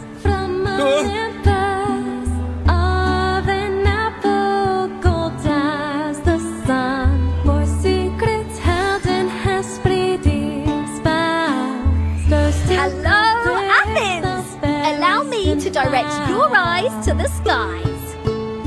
By Zeus! Is that a golden apple? An offering like that might convince the gods to cleanse our city of its sorrow and pain. Oi! Wouldn't you like to be the first ones to have their mitts on it? Too bad. I'm getting it first. We must offer that apple to the great Dionysus. After her! Don't let this strange foreigner steal our golden apple! And all shall look to you with great acclaim. Well done.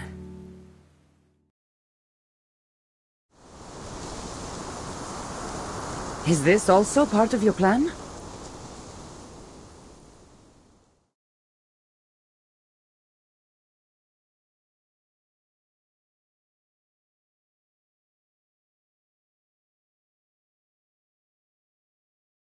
I don't know by what means you've done this, but don't presume it changes anything. Let's put these tricks aside, Cassandra.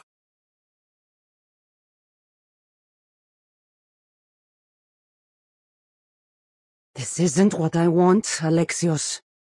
We are family. But it is what I want.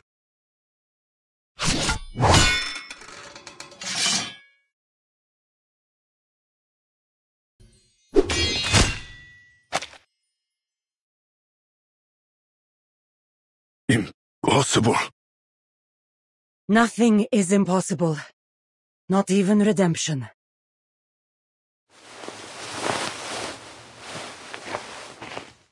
You have a chance to choose another path, Alexios. Bury the name Deimos, and return to who you really are, brother. Put the past aside, and you may still have a chance to best me in the future.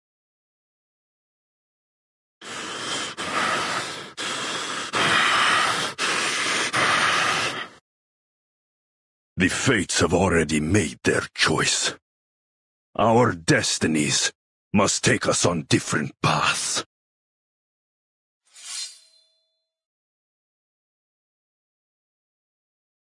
You will never know a moment of peace, sister.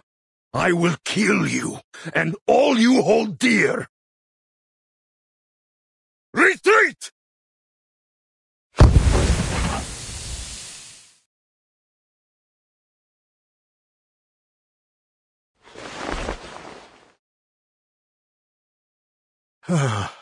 You've saved me, Eagle-Bearer, and indeed all of Athens. We cannot be hasty in claiming victory, Pericles. The enemy is not yet defeated. My brother will return.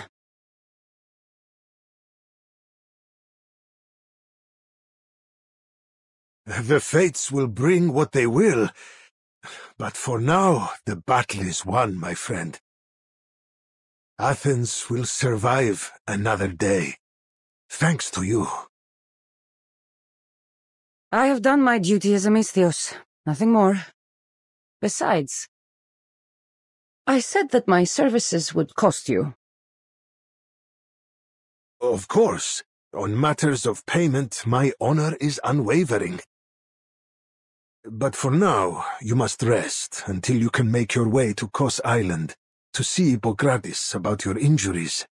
The journey ahead is long, but they say his skills surpass even Apollo's. Oh, and on the subject of the gods... Yes?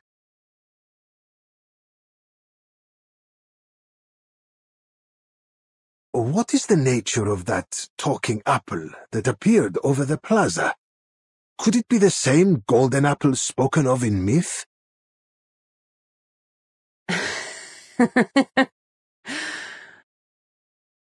Oh, maybe so.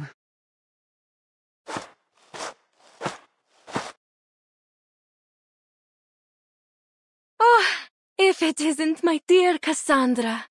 I wonder if you caught much of the ode I sang. Ephonia. Well, I admit I've developed a new appreciation for your music. I won't be so stingy with my applause in the future. Wonderful! Does that mean you'll finally let me compose a song about you, Cassandra? No, not that. Never that.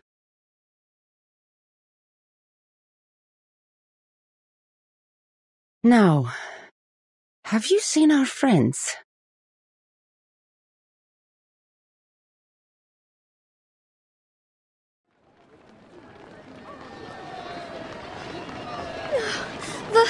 Vertin, how much longer? Oh, until we can stop running? I can't go on much longer. This apple is very much interested in your answer.